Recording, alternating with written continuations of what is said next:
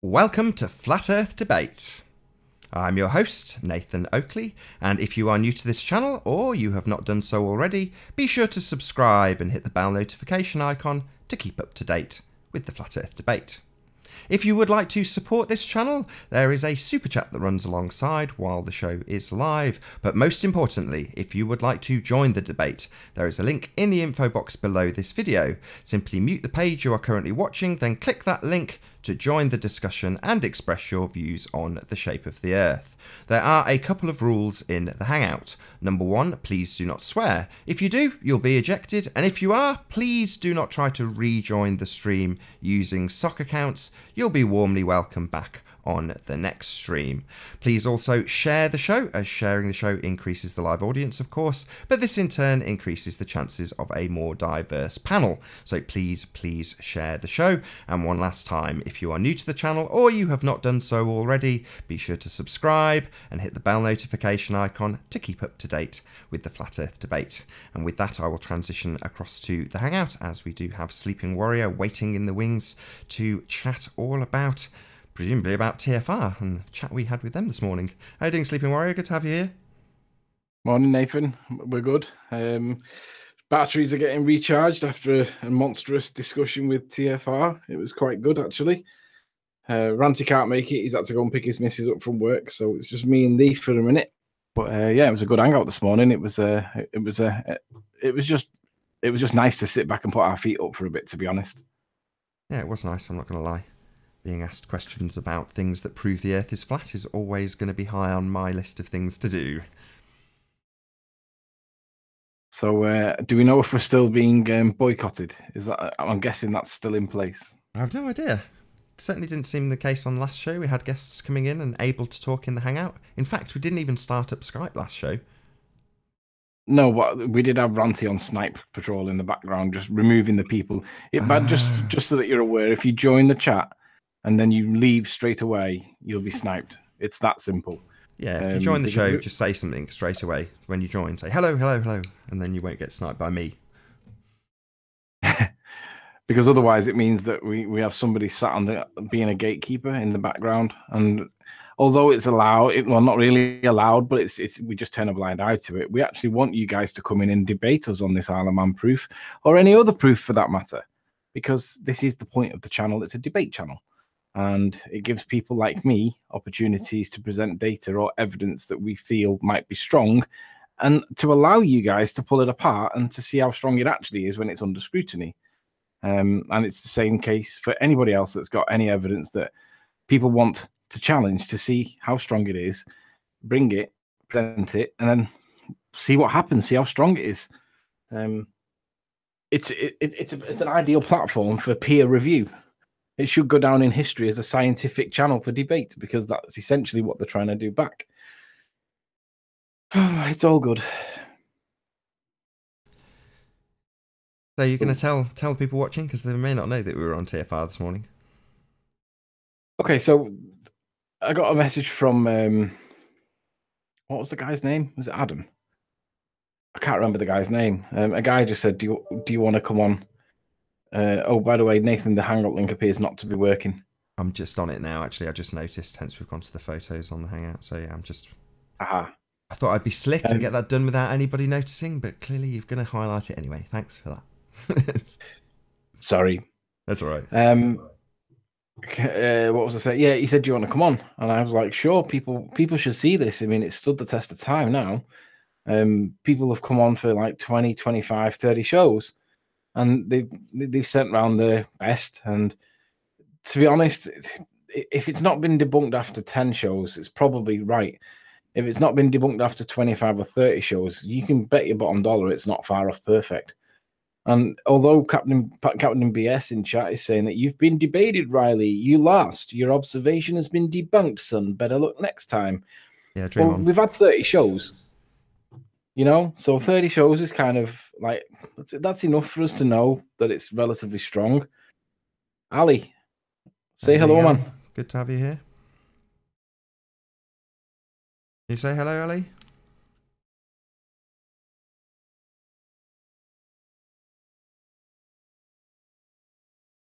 Can you hear us, Ali? Can you say hello before I kick you out? You're on mute Yeah, at the moment. I'm here. You're real. You hear me? Hooray. Don't kick me. Excellent. All right. That was close, Ali. Close call.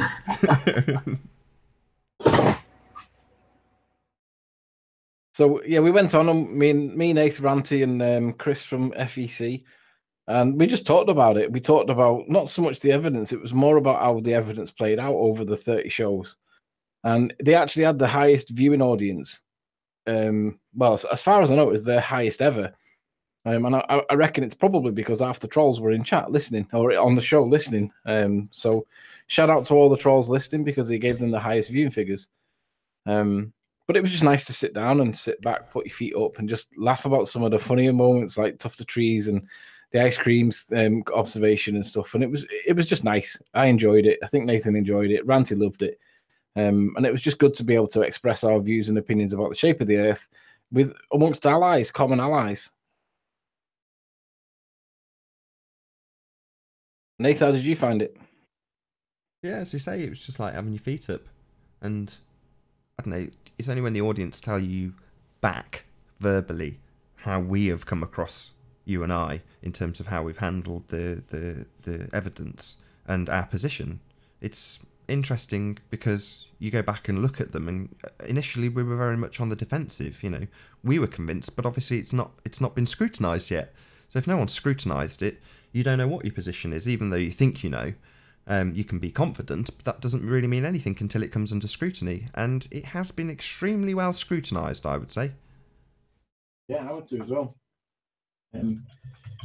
It's not been. I mean, I'll be honest. There's been times when I thought, "Oh, maybe this isn't as strong as we thought it was." I mean, the reality is this: even if the evidence that people present isn't as strong as first hoped, it doesn't change the shape of the Earth. It just means that that piece of evidence isn't as strong as what one thought it might have been. And on this one, I thought it was strong because I got the gut feeling I was looking at Ireland. And I've, like I said, me, Ranty, Nathan, Chris, we've been talking off air, trying to work through, is it as strong as it looks? And what is the alternative explanations for all these things that we're seeing? And we went through the mill with this one because it was so strong. And we wanted to make sure it was as strong as we could get it. But the reality is, nobody's debunked this yet. I mean, Paper Explanator sat in chat now, and I don't think he's been on the panel at all to talk about this one. And I thought he would have well been on talking about refraction. Maybe he has, and maybe I stand corrected on that. But yeah, it was just excellent to sit down and talk with amongst friends, relaxed. And there'll be an upload going onto my channel of the Hangout, minus the adverts, and minus the other bits and pieces that were in the middle.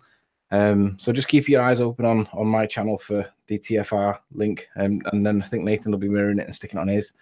But I enjoyed it. It was really nice to sit back and just relax. How long were you on for, guys? 2 hours. I think it was 2 hours, yeah.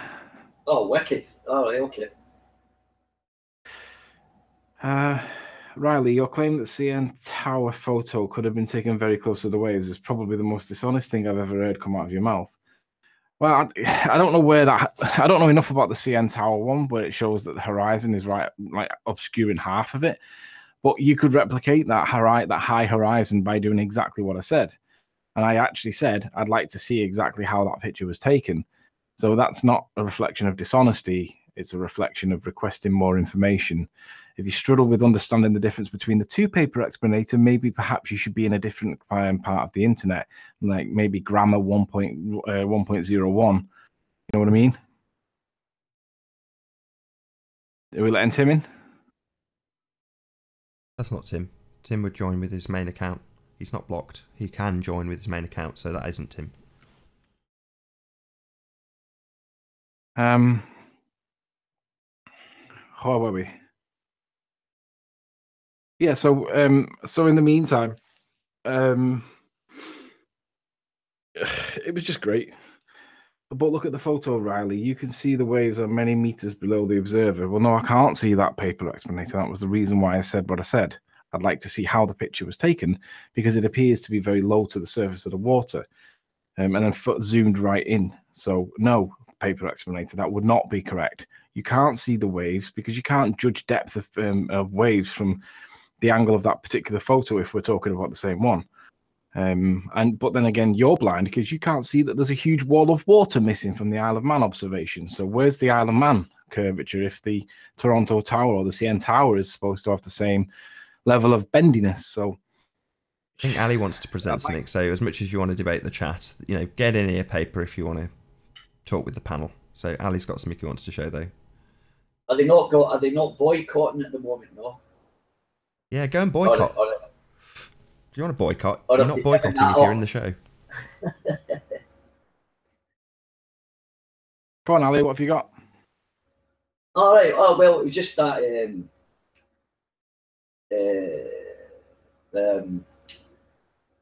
was a while back. It was just before Christmas. There, I was just looking at the Soundly videos because it was just a funny thing that if you Google search, just Google Lake Pontchartrain, it just seems to come up with all his videos kind of thing. So what I've got here is what I decided to do was I was going to see if I could get an actual photograph of the.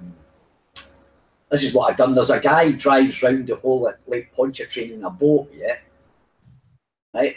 And this pylon here is this pylon here, right? Can everybody see that? Yep. Right. So this pylon, they can check it out themselves. You can go to Google Maps and put your little man in the water, and they actually drive past this big pylon here. And as you can see, you're actually seeing the whole pylon. As you can count 1, 2, 3, 4, and there's the 4 stanchions there. I know it's at a different angle, but this is taken lower down because he's at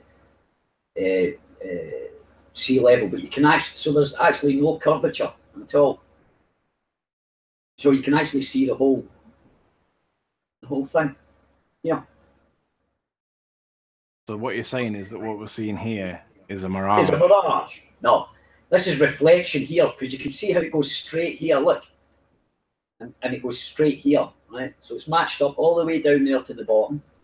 As you can see down to here, that's the very, very first. That bit there is this bit here. I know I've not matched it up like perfect, but you can see the whole thing, right? You can count these stanchions up here, right?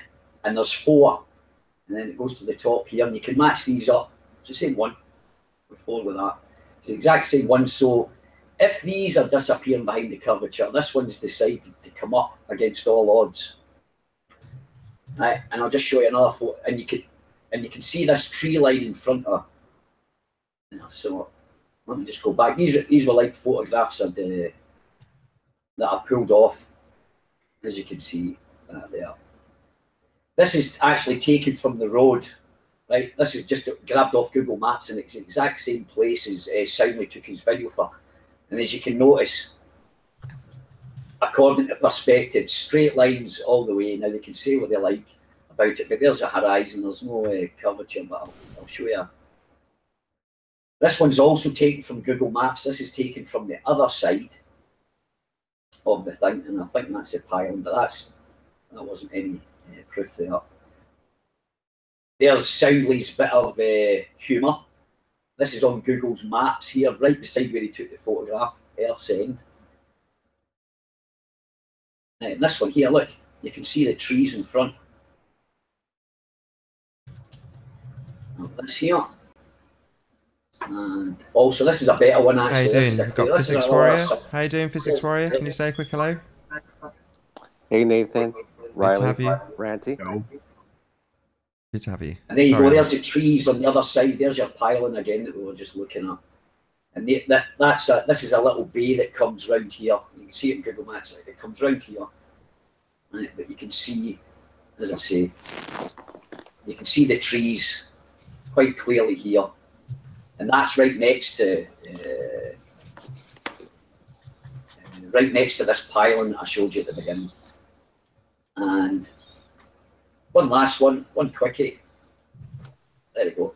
Right, this is a photograph I found online of the Isle of Man. Not want to go back there, but if you notice, you can see this bit of land sticking up here. Now, if they're going to say that's that last bit of land where the lighthouse sits, you wouldn't see that because that's 51 miles away. Well, it's only 47 because this was taken from a place called Port Knoll, I think it is. It's it's like a little place you can look right across. And if you notice here, right, that's the end there. You can, I think you can just see that, the last wee bit there. But if you look here now, there's more land. I just haven't identified this bit of land yet. And there's another bit separate from it. So this could be the south of Scotland here. And that was basically it. Absolutely awesome. Thanks, Ali. That was ace. Yeah, that's it. That was it, guys. So, brilliant. Thank you for that. Nathan. Yeah. Sorry, I was just going to ask when Ali's finished. Do you want to tell Neg how Lego kills soundly? Yeah, yesterday's show we had Adam from Iron Rail Media, who was the guy who put us in touch with TFR. He's on their show. So he basically bought up a Lego, what would you call it, a Lego bridge, and basically showed how if you took it with a fisheye lens and then cut out the section, so you cut out a 16:9 section and just off centre, you can't tell that it's a distorted fisheye picture, but you still end up with a curvature on the bridge. So it is easy to fake curvature on things like bridges just by using a fisheye lens, which is, I don't know, that's always been the case though, hasn't it? Fisheye lenses are standard practice in anything globy. Sure. I think what I'll do here is I'll just share my screen because I just want to show people something that's interesting.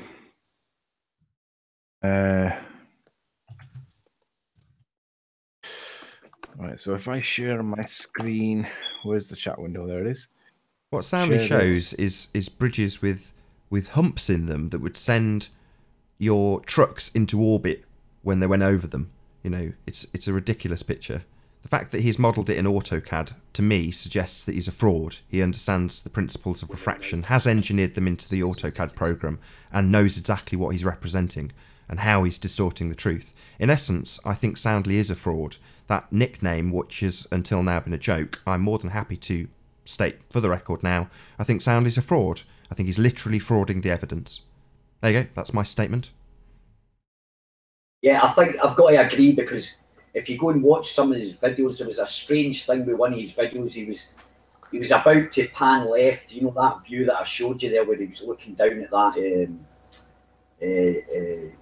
down at that last pylon kind of thing.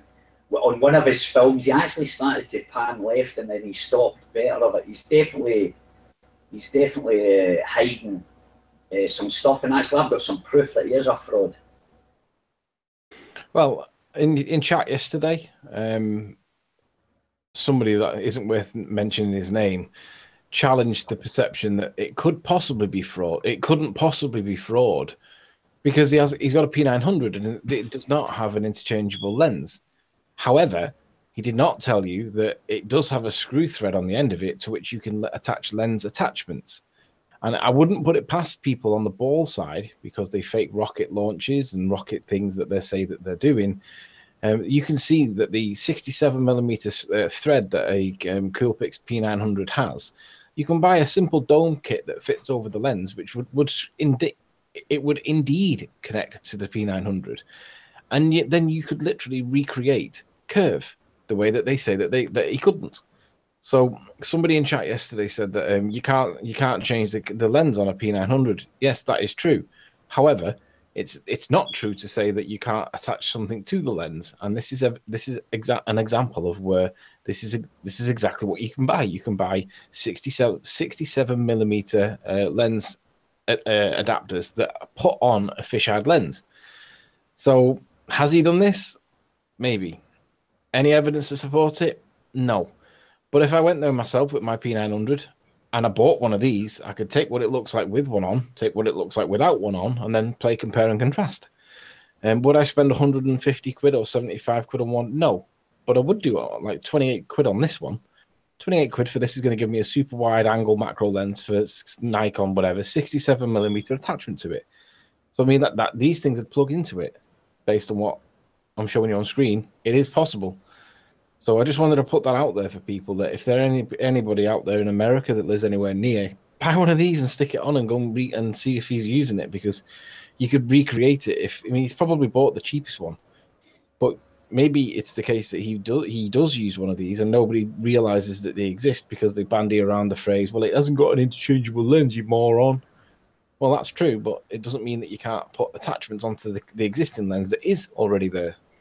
So I'm just putting it out there as food for thought because, hey, I wouldn't put it past anybody on the Ball Earth side to lie vehemently because they are liars. All of them.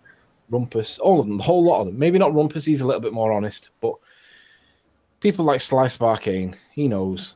Red's rhetoric's indoctrinated. He probably doesn't know. Probably too stupid to realize it as well. GeoStreamer, indoctrinated. Probably hasn't realized.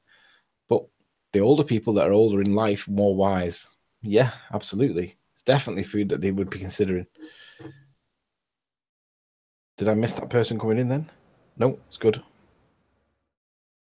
Sorry, I thought somebody didn't see anybody come in. I don't think, Anthony, that they'll what do you call it? They would admit if they found evidence anyway, you know, that it was contrary to theirs, because they'd be frightened of getting called a retard by all that. See, they've got themselves into a little group now, and they're all frightened actually to have their own opinions.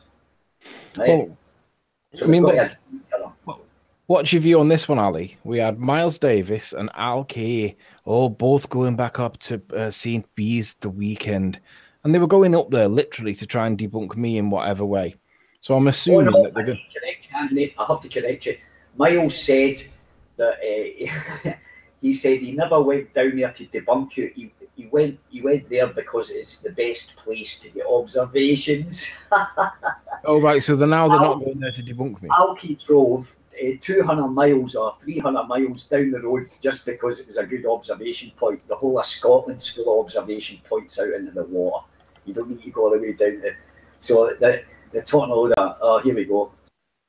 Sniper on deck. Oh, sniper on deck. Looks like we're going to be moving over to Skype shortly. Nah, I got him. Oh, you got him. Oh, cool. So you got him, Randy? Good for you, my friend. Mr. Flatcurve, greetings. Hello, how you doing? Very good, sir. Thank you for speaking straight away. That's all right. Yeah. It helps. What I was going to say was, my question is, and it's a hypothetical, but it's basically true. If Al Kay and Miles Davis went up there to either validate my experiment or debunk me, whichever, and when they come back, they spent an hour on a video about wind turbines and how it conforms completely with a globular spherical Earth, and failed to tell us anything about the claim that I was at whatever height and that whatever. I mean, the key point was, what was the height I was at? That was a big issue of contention. And also, what could I see? And what was that? What we were seeing? Was it Isle of Man or what? And there's been nothing on it. The point was, what was the height? Been joined by Tim Osman. How you doing, Tim? Can you hear us? Timmy. He's muted himself. No. And he's gone. Well, he's used, at least that troll has tried to use Tim Osman's real avatar this time, but, you know, Tim Osman would join and speak. He'd want to be here and say something. Anyway, as you were. Yeah, so my point is, they've gone back to the exact hill that I was on, right? And bearing in mind now they're saying that they weren't trying to debunk me, but they went to the exact same hill. So, come on. I mean, I don't know where Miles lives, but they've gone out their way to go to the same hill I went to, and they released a snippet of information. But what they didn't release is what's the most important, because they didn't release the evidence that basically they failed and could not get, which was they couldn't reproduce my experiment results or my observation results, because they claimed it was the Isle of Man that we were seeing. But in fact, when they've gone there and done it, they can see the Isle of Man, but the other land that we're talking about, they obviously couldn't get because they haven't released anything. Now, my question becomes, why have they not released it? Because wouldn't it be honest and sincere of a baller to go back there to try and say what the truth actually was? Because, I mean, it could be the case that we were wrong, right? We could have got it wrong, and it would be a genuine innocent mistake because we believe we're looking at Ireland.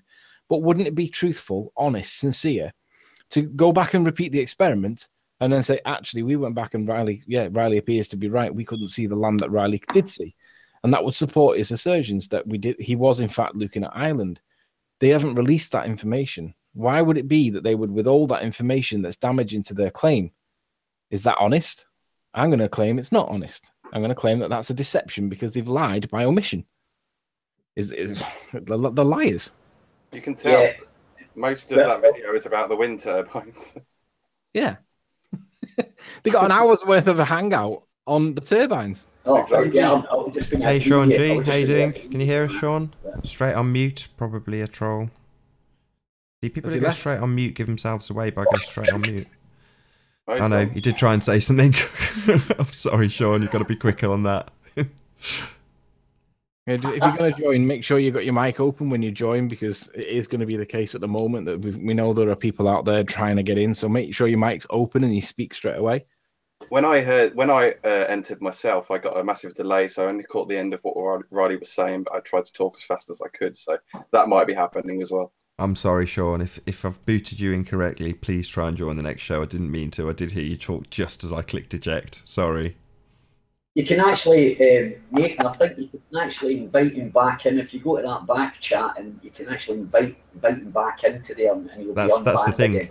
I'm not in the back chat. It took a very long right. time to Well, figure out how to Anthony not be, too. but I'm not there, so I can't do that, unfortunately. Or fortunately, depending on how you want to click it. No, all right. But the fact is that as you say, Anthony, they went all the way down there, took loads of video, and now they've not really. It's been a few days now before they've even come with anything. So what I'm thinking is they've handed the video over maybe to that rumpus and that fake physicist, Paul, whatever his name is, that Secondary school teacher. yeah. And now they're going to rip it to what they'll do is they'll spend the next maybe week going through all the points and stuff like that. But as I say, if they had found the evidence damning, they would have been straight on. You know what they're like. They would have been waving their Jubilee flags and everything, man, flying about the place. Look, we've got the proof. But the thing about that, they will never be honest, because, as I says, they've insulted so many flat earthers, right? They've put themselves into a box where they can't even disagree with each other. Otherwise, they just get castigated out of the community. And they've burned their bridges with most flat earthers, calling them retards. They'll just be all alone. So they're just weak-minded, weak-willed people. So they're just going along to argue, to agree. Yeah, you know when you did the QED, Lewis was doing a hangout separately, and as soon as the QED finished, I think it's Mark Taylor, went in. He's like, "I don't give a bleep. I don't give a bleep." Yeah, giving it like that sort of mentality, like a mob almost. It was quite funny to watch. Oh, right, he just wanted to deny, because up until that point, when we did that live, nobody knew that, well, a handful of people knew that Ranty had found that diamond. So without knowing that, if you'd watched it and you were a Glober, your heart would have sank when you zoomed in on that lighthouse. You know it would have. I can only imagine they haven't watched the video because they know what's there already, and that's why we're getting stupid questions. Maybe. But yeah, undeniable. So, Nathan, let me just view the profile of somebody before I give this person any attention whatsoever. Let's have a little. Oh no, he's got subs. Right, I'll address him. Zana in chat says, "You guys cannot be serious with discussing things with Sleeping Warrior. The man is a complete retard. He literally says, if you have 2 ice creams, this means you have no ice creams. Lol." Do you want to explain to Zana what my point was with that, Nath? Yes, presuppositional arguments. If you do as Rumpus did, he would explain how non-standard refraction works, and he would start it by saying, right, assume you're on a sphere, and from that point, you're already standing on a sphere when he has the explanation for it in mathematical terms. So he's already got you on the sphere before you've done anything, with the presupposition that you're on a sphere. So it's a presuppositional argument to say that you're on a sphere and then explain how the light works on that sphere, especially in a debate about the shape of the Earth. It's absolutely ridiculous, outrageous, and basically I wouldn't let anybody get away with it. And the easy to digest for the idiots example was, if I've got 2 ice creams and you've got 2 ice creams, how many ice creams are there in total? Well, in reality, which is what we're talking about, there's no ice creams. It's just a hypothetical question about ice creams. Well, hypothetically, we've got 4 ice creams. In reality, we have none. So the answer really is none. But it's the same with refraction. If we stand on a ball and we accept all the bendy light malarkey, then yes, in theory, we could bring things back from behind the ball, but that would then make what we're looking at a mirage, a hologram. So if it's a hologram, it means that we're not looking at real world. But the question becomes, are you looking at real world, or are your eyes being deceived by a hologram? And I can pretty much work out the difference between a hologram, because we see holograms frequently when we go to the movies, or you get them on sticker packs or whatever. And I'm not looking at no hologram. I'm just seeing it. It's not. Yeah, it's not a reflection mirage. Neg says in the chat. It is what it is. As Neg says in the chat, you presuppose something in order to see if that's the reality. And yes, that's correct. That's exactly what Rumpus was doing, presupposing the ball in order to validate that that's what's happening. But what he has to do is convince people they're seeing bloody holograms. Not only that, the holograms are graded perfectly all the way along the coast. Now, he could almost get away with people believing him. You know, you've got to suspend disbelief completely, Neg, in order to believe that nonsense. But when you introduce Ireland into the equation, you really can't get away with it. And when you introduce a lighthouse that sat below that band of refraction you guys are co-opting to claim that things are coming back from the curvature, you can see where the refraction lies and what effects it has on the image. And it's, what's the word? What's that special word, Anthony? Negligible. That's the one. Yeah, negligible, Neg. Very little refraction interfering with anything that we see on the flat plane, the obvious and observable flat plane, the only plane possible to make that image, because without it being a flat plane, as was demonstrated presuppositionally by Chris on Flat Earth QED, when you model it with a globe, it fails. Fails completely, Neg. None of the observations match up with a globe, because we're not on a globe. We don't have to presuppose anything. We just see these things because they're there.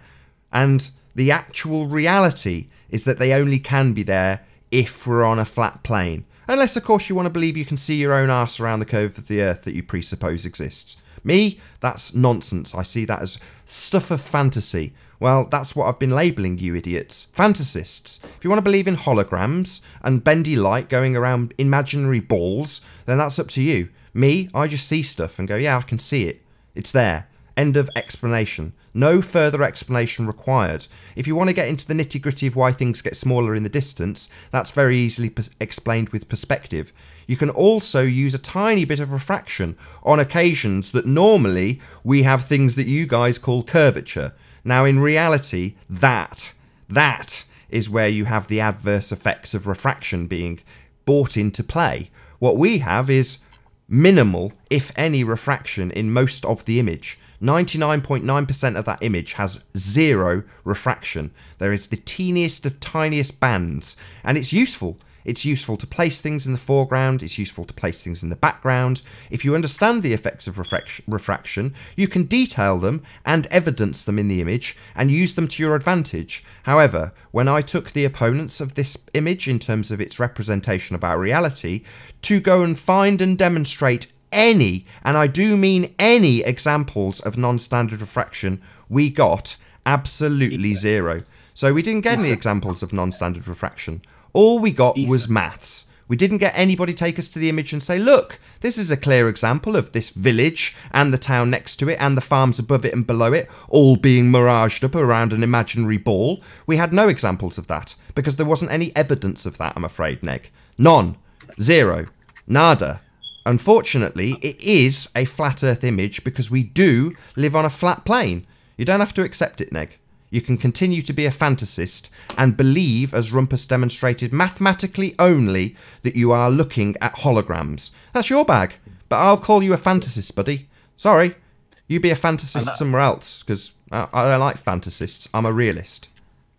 I need to comment to paper explanatory this. No, Nathan, presuppose that we live on a flat plane, then the maths breaks down immediately, capitals.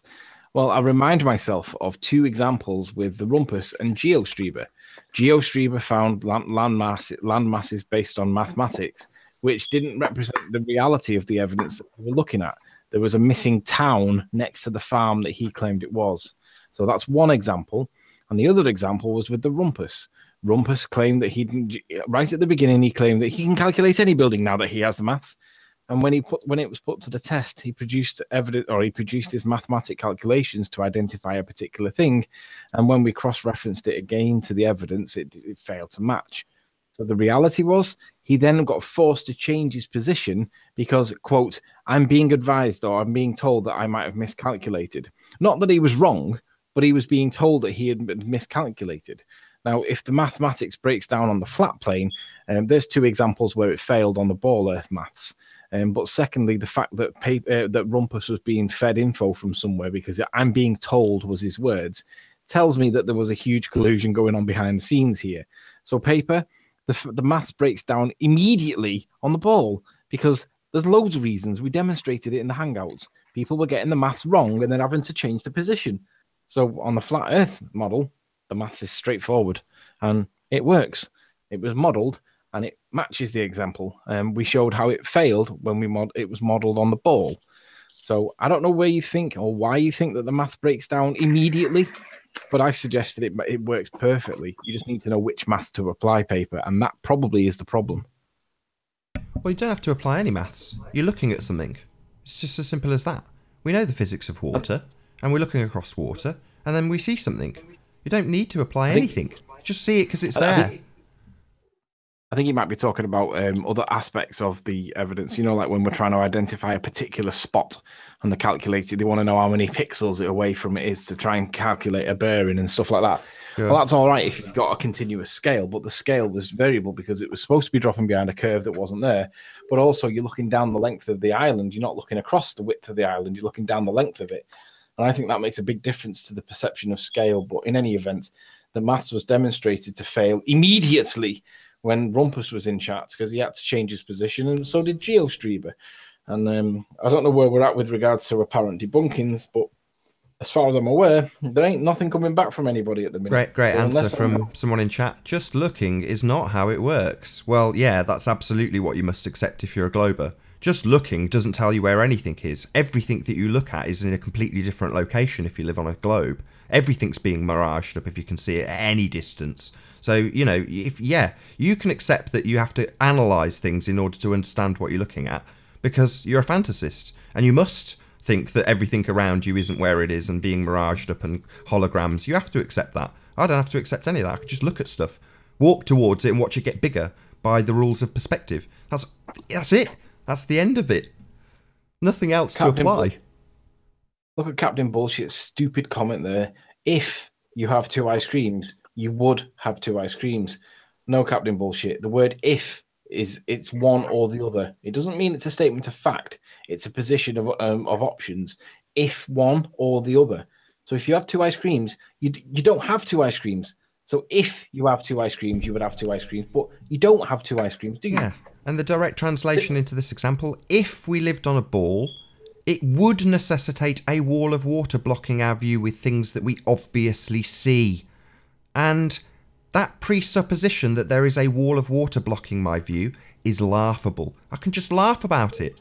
Yeah, you can see a wall of water if you want to. You can believe that you're tipping back around the curve of the earth and targeting, literally angling your camera down to look through walls of water to see something. Or you can believe that you are looking at 90 degrees, but everything's miraged up around the hologram of this bendy light earth that we live around. Nonsense. You know, you can believe whatever you like. Everyone's welcome to believe that crap if they choose to. It's just not my crap. My crap is you see things because they're there. And the very fact that we have wars and people shooting at each other pretty much implies that that's the case. People look through scopes at stuff and shoot at it. You know, they're not having to factor in mirages. You know, you have a tough enough time explaining to us that they factor in Coriolis. Complete nonsense that is. Now, if you want to factor in mirages, you go ahead, my friends. But the layers of bullshit are getting a bit too thick for most people to swallow by now. If they're going to start believing that everything they look at distance is a hologram, they're going to start questioning their reality a bit more, because most people just look at stuff and accept that it's there. Most people don't apply any maths when they look at stuff, because that's not what we do. You look at stuff and your brain processes it. You know what you're looking at. Occasionally, your eyes are tricked by things like mirages, but those tricks, you can see them, especially with a decent camera, and you can examine them in great detail, as we have done on the Flat Earth side when making our case and evidencing our examples. So, you know, you can say you don't use your eyes and you can't explain what you see, but we can, and we have. It has been demonstrated. Nathan, can I ask you a straight question? Yes or a no? If Chris joins the chat, the panel, would you, quote, berate him? Who's Chris? Chris 19, whatever, the guy with Roman numerals. No, I wouldn't berate him. I'd Hey welcome guys, him. I'm sorry to interject. I have like 8% I'm going to die, but that means I have to go pretty soon. But I just wanted to just shout out and just say congratulations, guys. Great presentation. Nathan, brilliant with your show. You were able to get everybody involved, not just the flat earthers, but also the people also that's in the healer side and give the actual math, you know, because I definitely would like to see, you know, what the calculations are. And from right now at this point, I pretty much have an idea exactly what the behavior is, how this refraction is working. But anyway, a shout out to Nathan, Riley, Ranty, even Paul. I mean, he did a great job of presentation, and also Spurs.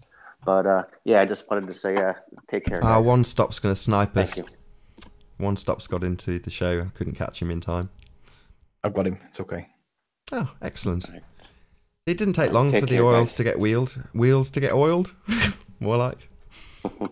Thanks for stopping by, dude. Thanks. Good to have you here. Hopefully you can hang around till your battery dies. Bye-bye for now, pal. No, And, Chris isn't interested. He's calling people fuckwits in the chat and basically saying he's boycotting. They're calling themselves the Globe Earth Realists, which they're not. You know, most people who think they live on a globe just go about their daily lives and don't give it a second thought. You know, these people are not Globe Earth Realists. They are anti-flat earthers. Mr. Hang on, how many subs has he got? Is it worth responding to him if he's got... Go to his channel. He has 6 subs. For me, that's the threshold met. Was Chris the one that Nathan changed the rules on and banned him immediately? No, is the answer to that question. Nobody's banned. Well, there is one. No, nobody's banned. The link is literally open to anybody. Anybody can join the show. Literally anybody who is watching now can click on the link and join. Yeah, anybody. They can join and distract. Is it relieved? Yeah. I mean, it doesn't change the fact that I can boot anybody, but by the same token, there's only one rule: don't swear.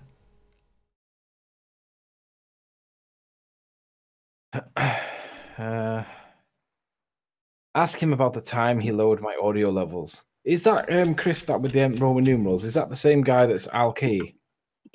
No, different guy. Okay. Yeah, when you Ask him continually about the time he interrupt, lowered my audio Chris, levels. that's what will happen. If you continually interrupt, and I say to you several times, stop interrupting, you're being distracted. You're just trying to distract with nonsense. Plus, I think Chris is the guy that continually heavy breathes down his microphone. So that's a good chance I just turned you down because you're a bit of a mouth breather. So try not to breathe down your mic, and I might not turn you down. The other thing Chris does is just laugh. He hasn't got anything to actually say, just laughs when people are talking, which cuts the audio from his mic, from their mic to his mic. So again, another reason why I'd probably turn you down. But, you know. Pete Shea. Is that the real Pete Shea? Yes, right? Good to have you here. How you doing, Pete? How you doing, Anthony? How you doing? Good talk to you. How long? I really uniquely, but can you lower your bandwidth, Pete? So if you're on a PC, Pete, just click on the what looks like a volume control at the top. If you move your mouse over the Hangout, third cog in, or next to the cog, you've got adjust bandwidth usage. Just adjust it down to the minimum. You're not using your camera or anything, but you're all choppy. We can't hear what you're saying. So just adjust bandwidth usage down to the minimum. how does that sound? Perfect. Better. Excellent. Well, listen. I mean, who are we trying to convince here? We've known for the most part Earth is flat, stationary, sort of moving on with everything. But something that you have done with these shows has it been so open, it's been transparent.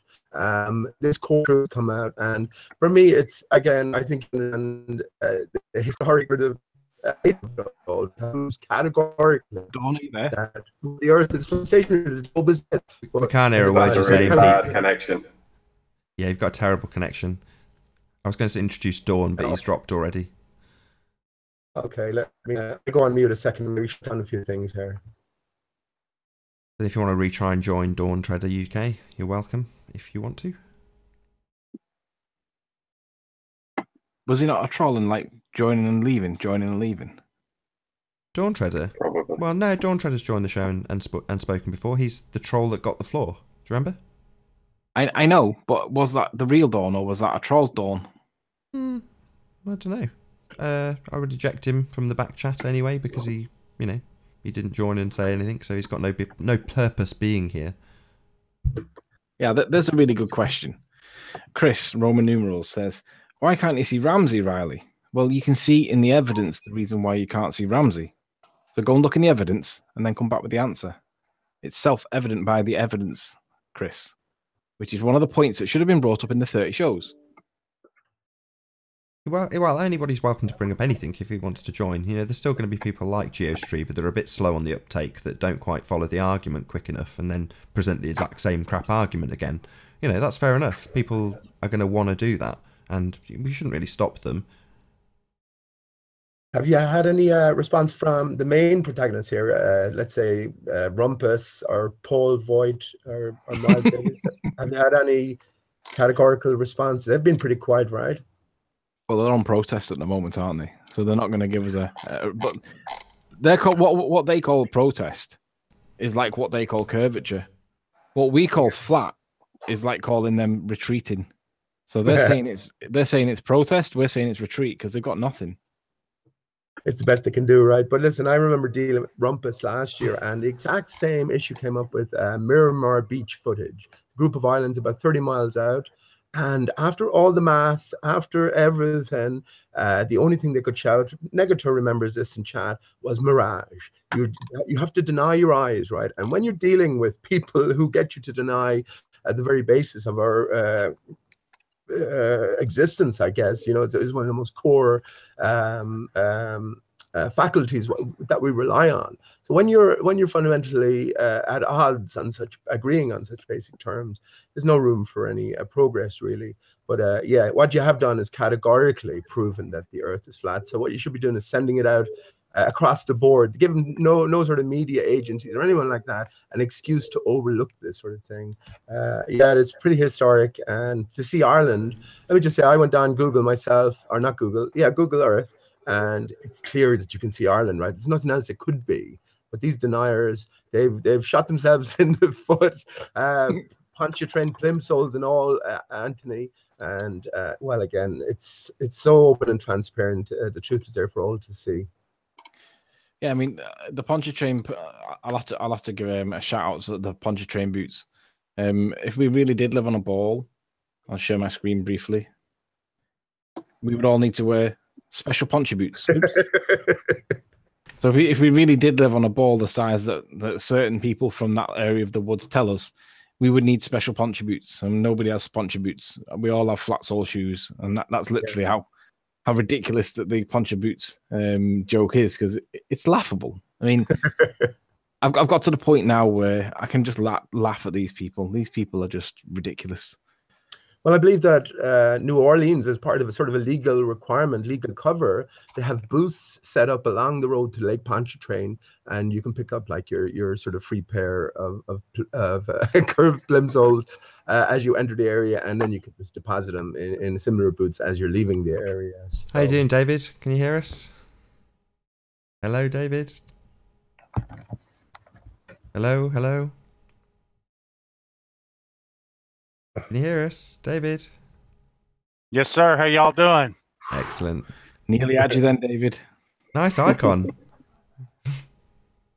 Hey, I've been talking to these ballers over there on Lewis's channel. Cool. We came up with an idea for you, Riley, and I've been trying to work with them to get everybody back online over here. But what do you think about using signaling mirrors? To achieve what purpose? Well, to film the flash of light.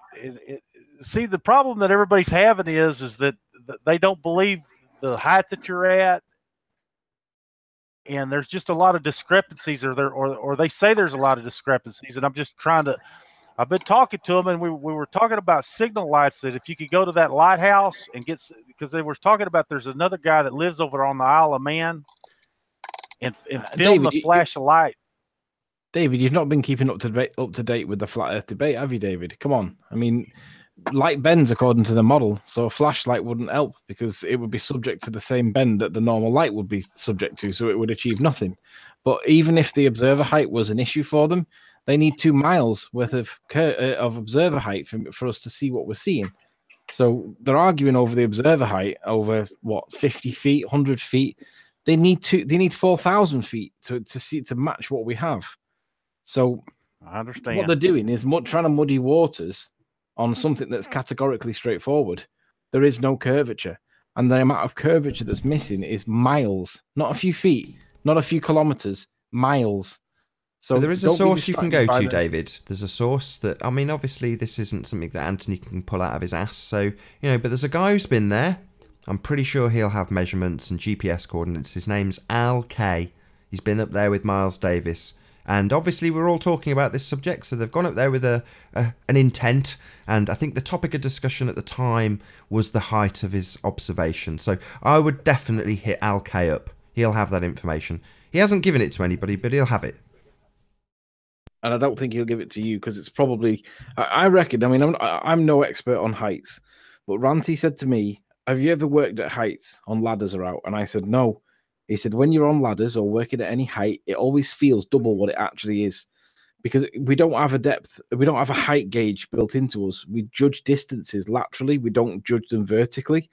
So if you're on top of a ladder looking down and somebody said, how high do you think you are now? You'll say, oh, at least 30 feet.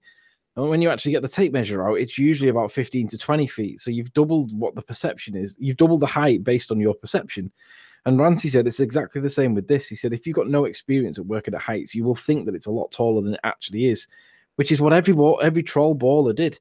Everybody said it looks a lot higher than what it actually is. And the truth be known, it may be, but it doesn't matter because it's what Google Earth says, is that's what a flat earther is trying to prove is wrong. So we're trying to prove that Google Earth is wrong, and it does it beautifully. So it doesn't really matter what the observer height actually was. What really matters is, does it do what the model says? And the answer is a categoric, massive, humongous no. So, David, don't let them get you into a corner with muddy waters. They're missing 2 miles worth of curvature, huge amounts of curvature, and they're trying to nitpick with, well, we think you're at least 100 feet of height. Well, so what? You need 2 miles of observer height to see what we're seeing. That's the bit that they're muddying the waters with. So while they're telling you that it's unpersuasive or that it's incomplete or whatever, reality, no, there's a massive wall of water missing, boys and girls. And they haven't accounted for that at all.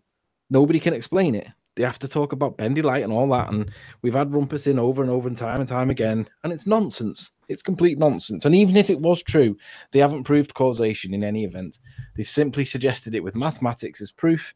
And we've shown that Rumpus changed his position when presented with evidence contrary to the maths that he relied on. And GeoStreamer did the exact same thing. So the maths, and it's nonsense. They're trying to muddy waters on something that's like, it's just crystal clearly sharp. There's a load of curve missing.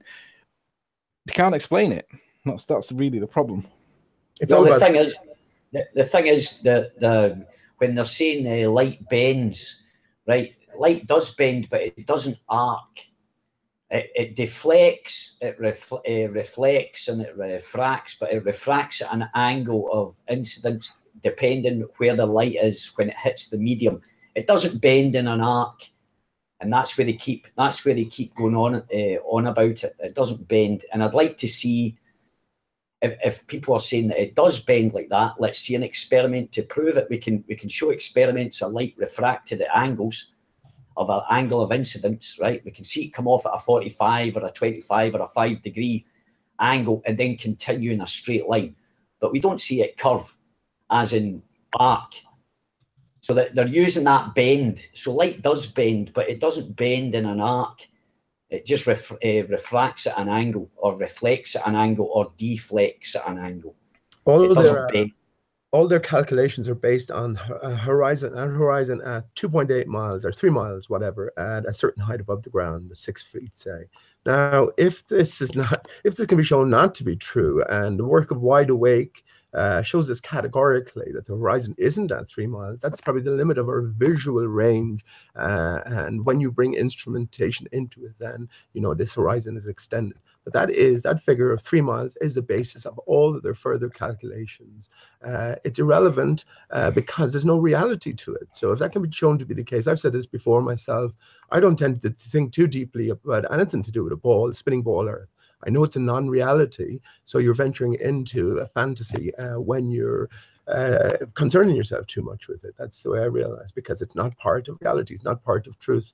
And again, you've just proved it categorically for the world. How many shows did it go on for Nathan? 100 and, you know, excellent ploy in one sense, because again, all the main ballers participated, and their tactics, their sort of underhand ways have been made clear for all. And then there's a conclusive, irrefutable proof at the end of it all. It's beautiful, and how fitting that it's the I love man with the capital of Doe Douglas, right?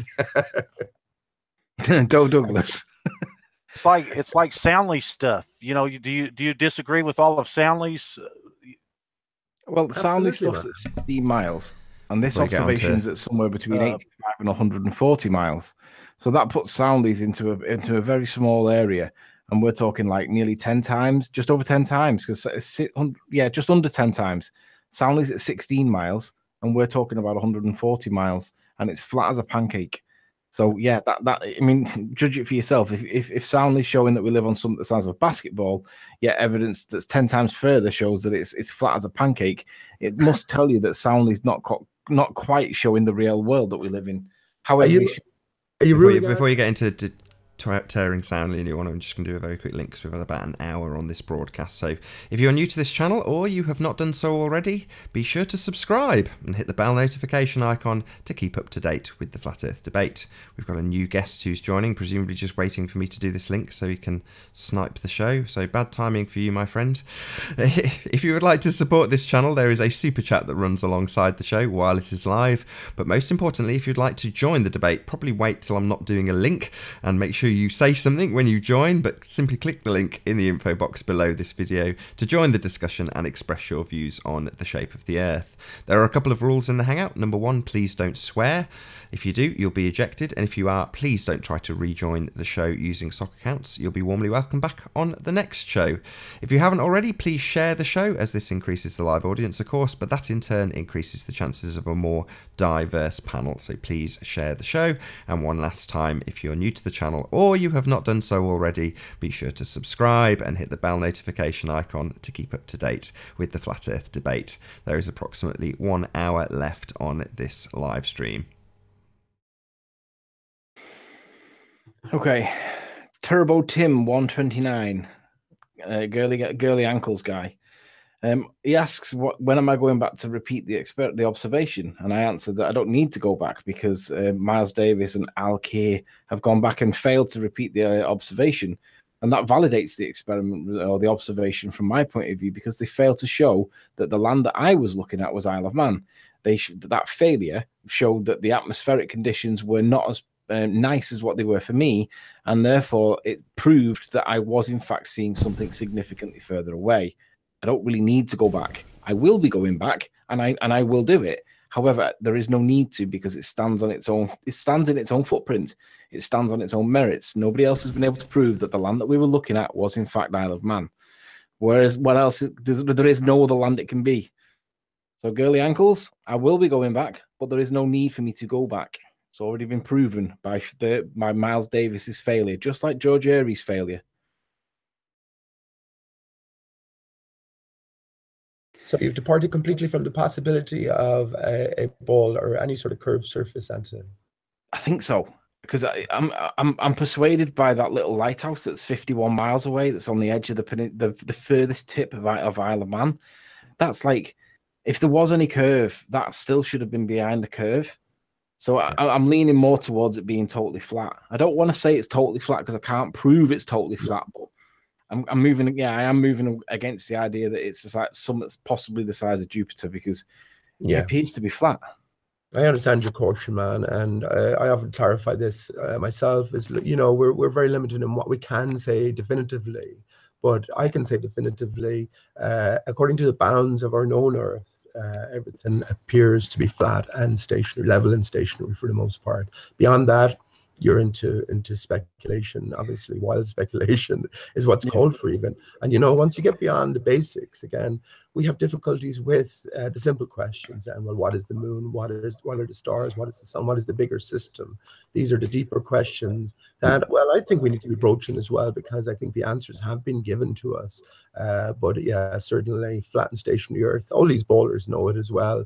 And you know, in one sense, that they all jumped feet first into Soundly's footage, when of course it's anti-scientific. It goes against the grain. You know, it's not repeatable, and it's not demonstrable, you know, in other places around the earth.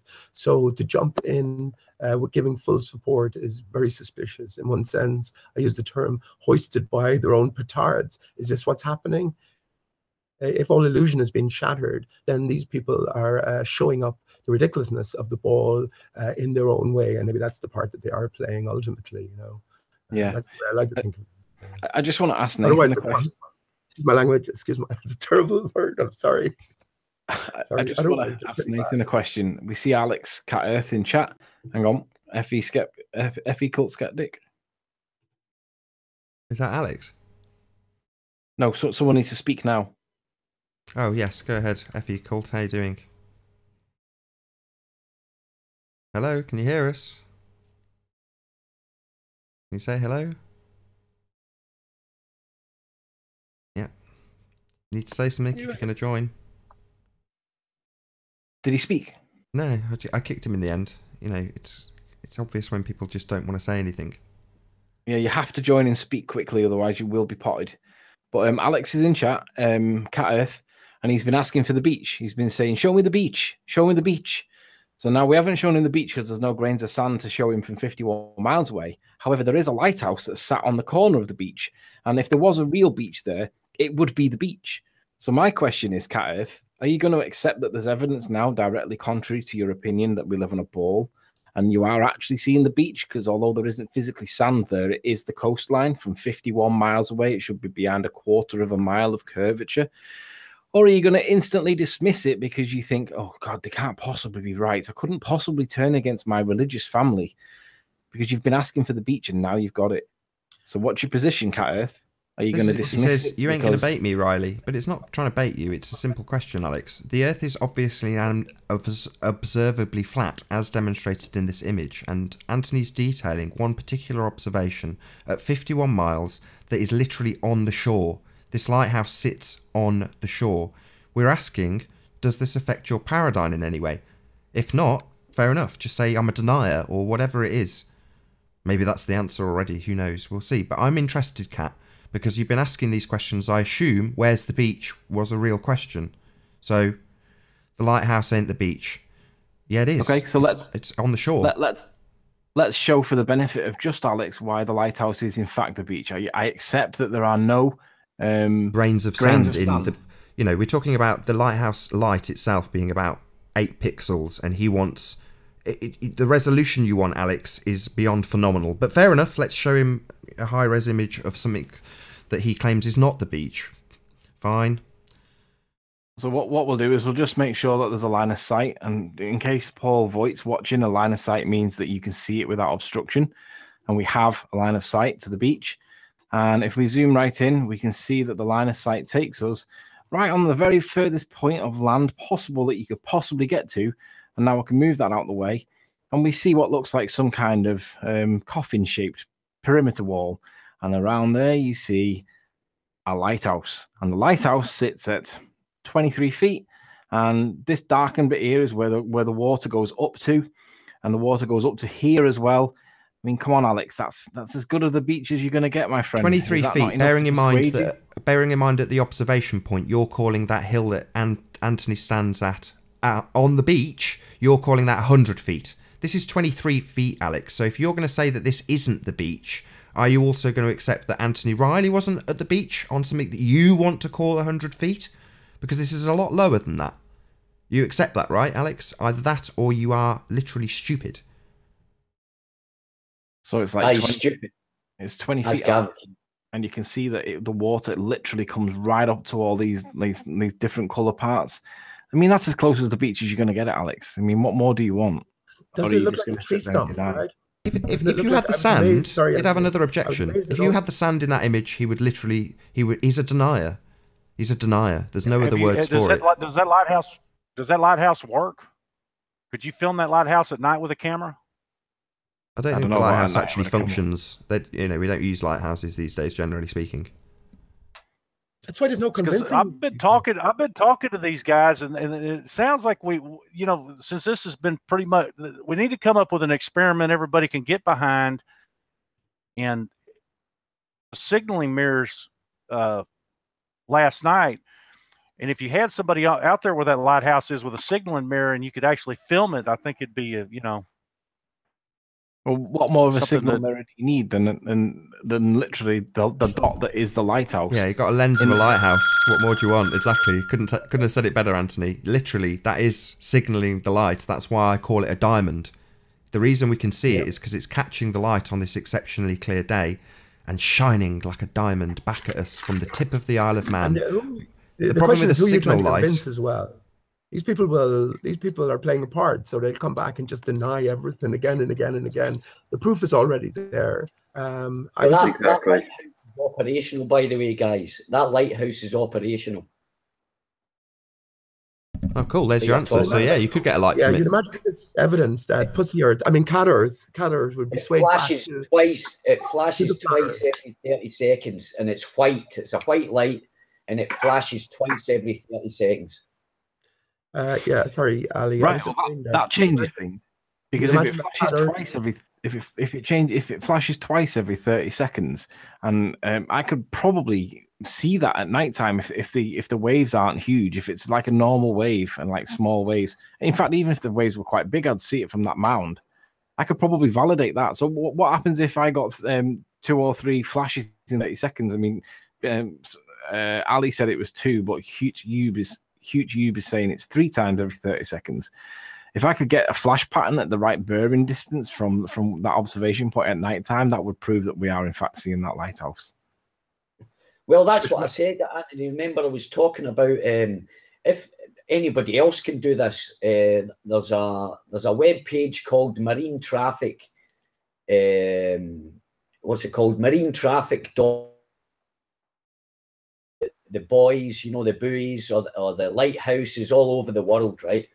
As I say, if you go out at night time and do a long exposure photograph, just point it in the general direction of the light, even if you can't see it, and give it a long exposure, and that'll pick up every single bit of light that comes into that camera, right? And you'll be able to see whether the light, instead of like flashing it.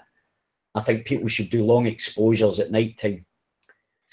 All right, so 2 things to respond to in chat here. It's a Huge Ube says, if Riley was at 35 feet, you can see it on a globe with about 15 feet blocked of the base. All right, let's put that maths assertion to the test because he's not in. Let's just test that because I know that that's factually wrong. So we'll test it now. Just so bear with me while I pull up a browser because I think I've still got my screen sharing. Is that a YouTube Right, sock? Because that doesn't sound like the YouTube I know. It's 51 miles and it's 52 feet of the observer height according to Google Earth. And the drop, because this is the new value that we're using, we're not using any standard refracted hidden nonsense. We're using the drop value and only the drop value. It's 1,734 feet behind the curve of the Earth. That is a huge amount of distance, and that's not consistent with the comment that says if Riley was at 35 feet or was at 52 feet, you can see it on a globe with about 15 feet blocked of the base. Well, it's around 1,700 feet. So you can't dismiss the lighthouse on that basis. And the other one was Cat Earth. I want you to show it in your picture. Are you done? Well, we showed it in the hour-long discussion where we showed exactly that it lined up to the pixel with where we were expecting light to be if, in fact, we could see it. So if it isn't the lighthouse, it needs to be identified somewhere else in that area that is perfectly lined up that it is. And it could be the golf hotel next to it. And it may well be. In any event, it's still on the same patch of land. Lines up perfectly. So Cat Earth, no. You prove that it's not what we're saying it is because we've shown that it supports the evidence that it is that because it's exactly where we were looking for a diamond in the rough. Yeah, we shouldn't see it anyway. No, it's miles behind the curve. Miles. Riley at 35 elevated needs to be 97 feet of blocking over 31 miles. No, Hute's using the wrong set of maths again. Let's show the maths for the benefit of Hute, because this is where it's all not 31 miles though, is it? It's about 50, is it not? It's 50 miles. He's using the wrong set of maths. So let's. So the distance in miles was 51. The viewer height was 51 miles, and it was 52 feet, wasn't it? That's what we were using. And the only value that we're interested in is this drop. All the other values we're not interested in because it's all nonsense. It's 1,700 feet of drop. So YouTube says Riley at 35 feet needs about 97 of block tower over 31 miles. Right, you're on about Mackle Lighthouse. We're talking about the one at the furthest point left on the Isle of Man. But even if we were talking about 31 miles at Mackle Lighthouse, that's still a drop of 600 feet. And as I say, we're not having this nonsense down here about standard refraction, and this refracted hidden is nonsense. Because if you actually look at this diagram, there is no point in this diagram that identifies where this value that relates bring to the diagram hidden. back up. So just for YouTube's benefit, if it is really him, because YouTube tends to be flat So Earth how hard orientated. would it be for you to go out there and film that lighthouse? He has. We've demonstrated it. Anyway, bear with me a second, No, I'm David. talking about at night. I'm talking about at night and see the flash of the light. How hard would it be for you to go out there and do that?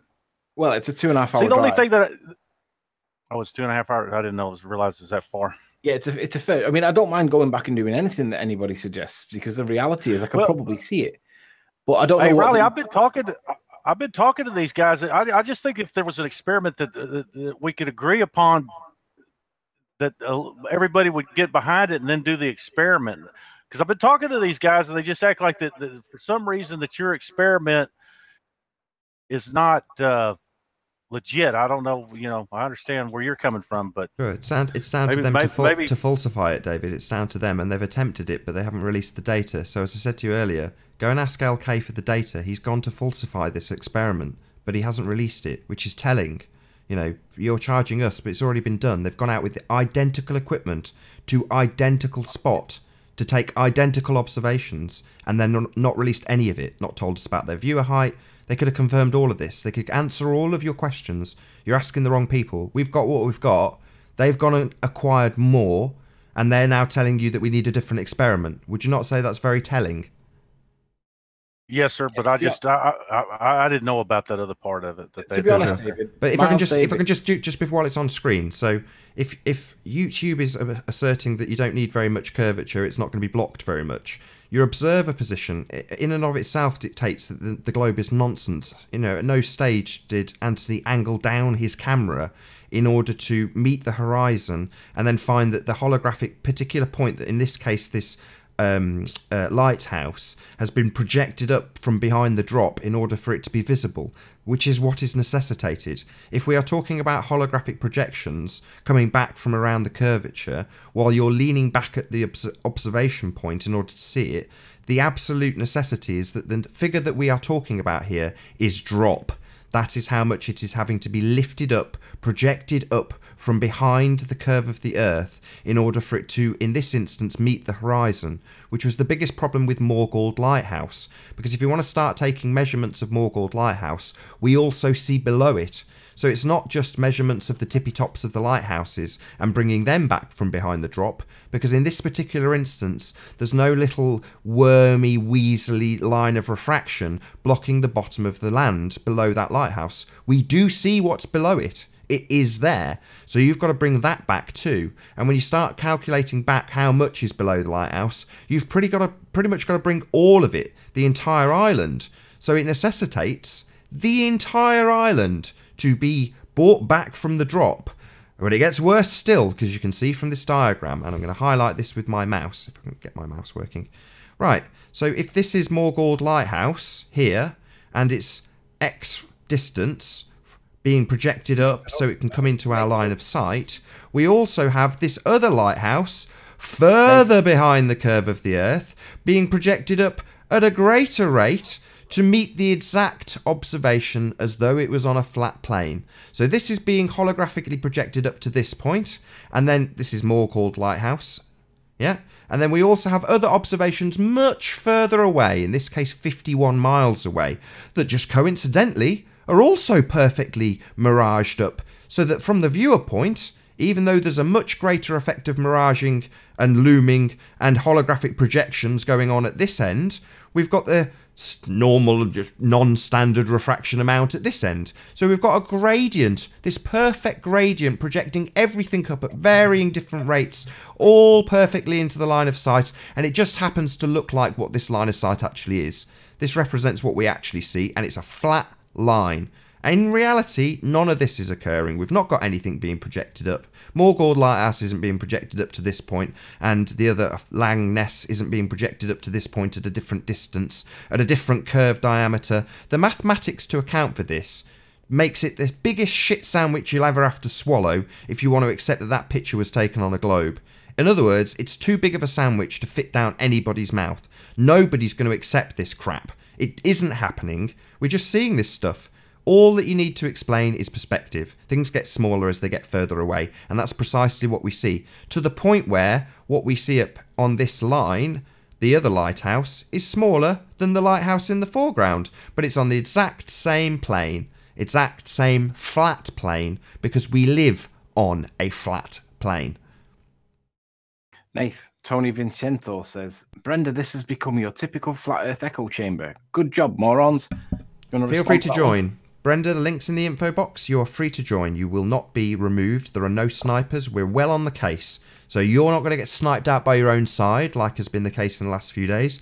Feel free to jump on. I think even Anthony Riley will welcome you in this instance. I challenge you, Brenda. I bet you don't have the balls to jump on. Well, she says someone's blocked her. I don't know how she got blocked. Look, Nathan put it perfectly there. You have to deny your lying eyes, and and trust the math. When you're talking in terms of systems that use terms, undefined terms like 0 and infinity in their calculations, you can't trust them to anything. Again, we have to hold them to bear to this horizon. It's all based on a horizon being at 3 miles. If it can be shown categorically the horizon is not at 3 miles, then all of their math go out, and indeed that has been shown in spades, right? They're dead. I bet you none of them will come in. Come on in, Chris. You do a great Chris impression, Anthony. And is Chris the most boring man on earth? I don't know. I think he might be, but I don't think any of these people will come in. Paper Explainer, come on in, man. They won't do it. It's Al Key that I'm not sure Chris and Al Key are the same guy. Might not be, but Al Key and Miles Davis, they went up to St. Bees to try and debunk Anthony, and they didn't do it. But they've not released their evidence that shows that what Anthony basically observed. They didn't release. They didn't get that evidence, did they? So they failed, like George Airy's failure. So it should go down as. Should we call it Miles Davis's failure, or should we call it the Miles Davis collaboration with Al K? The word failure needs to go in there somewhere, because they failed to reproduce the evidence that proves that it was only the Isle of Man we were looking at, because that floaty bit that I said was dead difficult to capture on the camera, that's missing from your evidence. Otherwise, there'd have been a video out about it 5 minutes after they got in. Yeah. How about Davis's dilemma, Anthony? Because he really is in a dilemma, isn't he? Does refraction work the same at night as it does during the daytime? Seeing a light? Don't know. We've never seen refracted light at nighttime, have we? That I'm aware of. Yeah, I was just wondering, because I've been talking to these guys. I just feel like we went through this experiment. Maybe we need to talk about setting up something where there's an experiment everybody could get behind. That's pointless. It's done. It's finished. It's over, David. Who are you trying to convince anymore? Lewis Hackett. Renee on. How you doing, Renee? Can you hear us? Hi. Can you hear me? Yes, we do. We do. You're real. How you doing? Good to have you. Hello. Hello. Oh, can you hear me? Have a speaker. Yes, we can hear you. Yeah. Hi. I've been trying to ask some questions in the chat, but you don't seem to read it. Well, you're on now. You can ask whatever you like. You're talking about a lot about flat Earth, but let's say you're right. The Earth is flat. I'm not exactly believing that, but let's just say that the Earth is flat. What does that mean? I mean, that will change a lot of things, because everything else is based on a globe Earth. What does that mean? Well, it means that first of all, what map are we going to use? The Dodo map. Globe? Of the what? Planar geometry. Forget about it. Could anyone please show me the map of the flat Earth?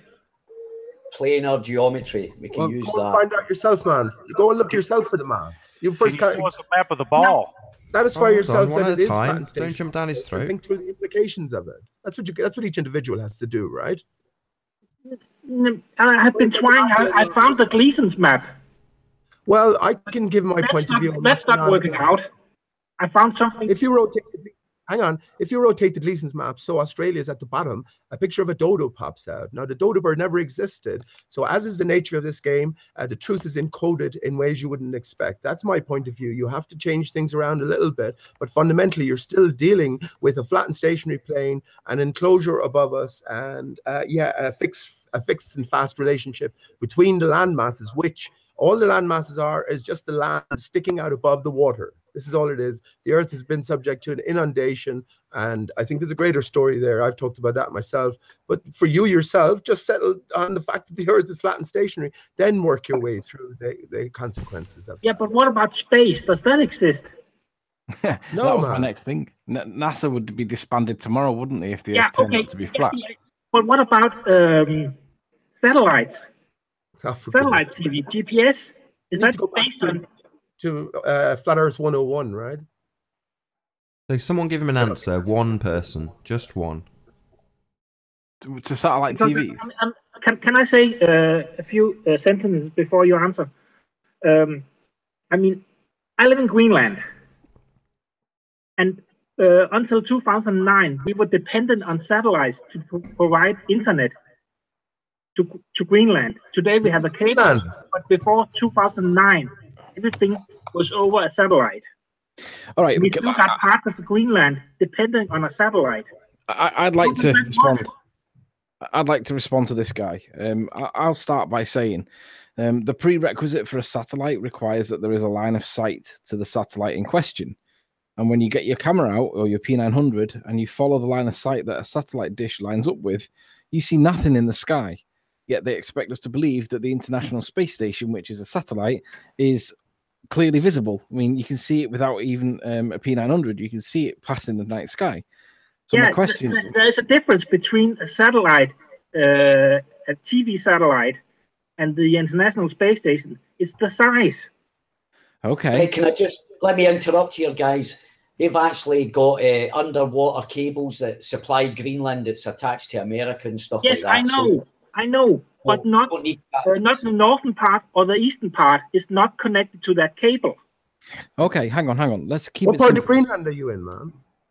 I'm on the west coast. Where is that? Just above the polar circle.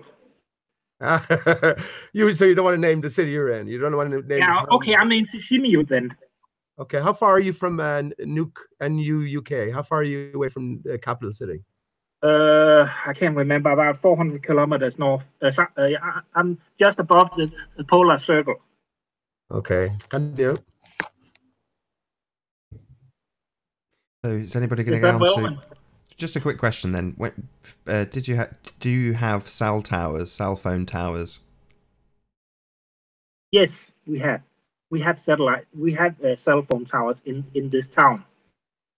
Okay, so could you conceivably, could you imagine a situation where they could just tell you that it's coming from a satellite when it's actually coming from a different source?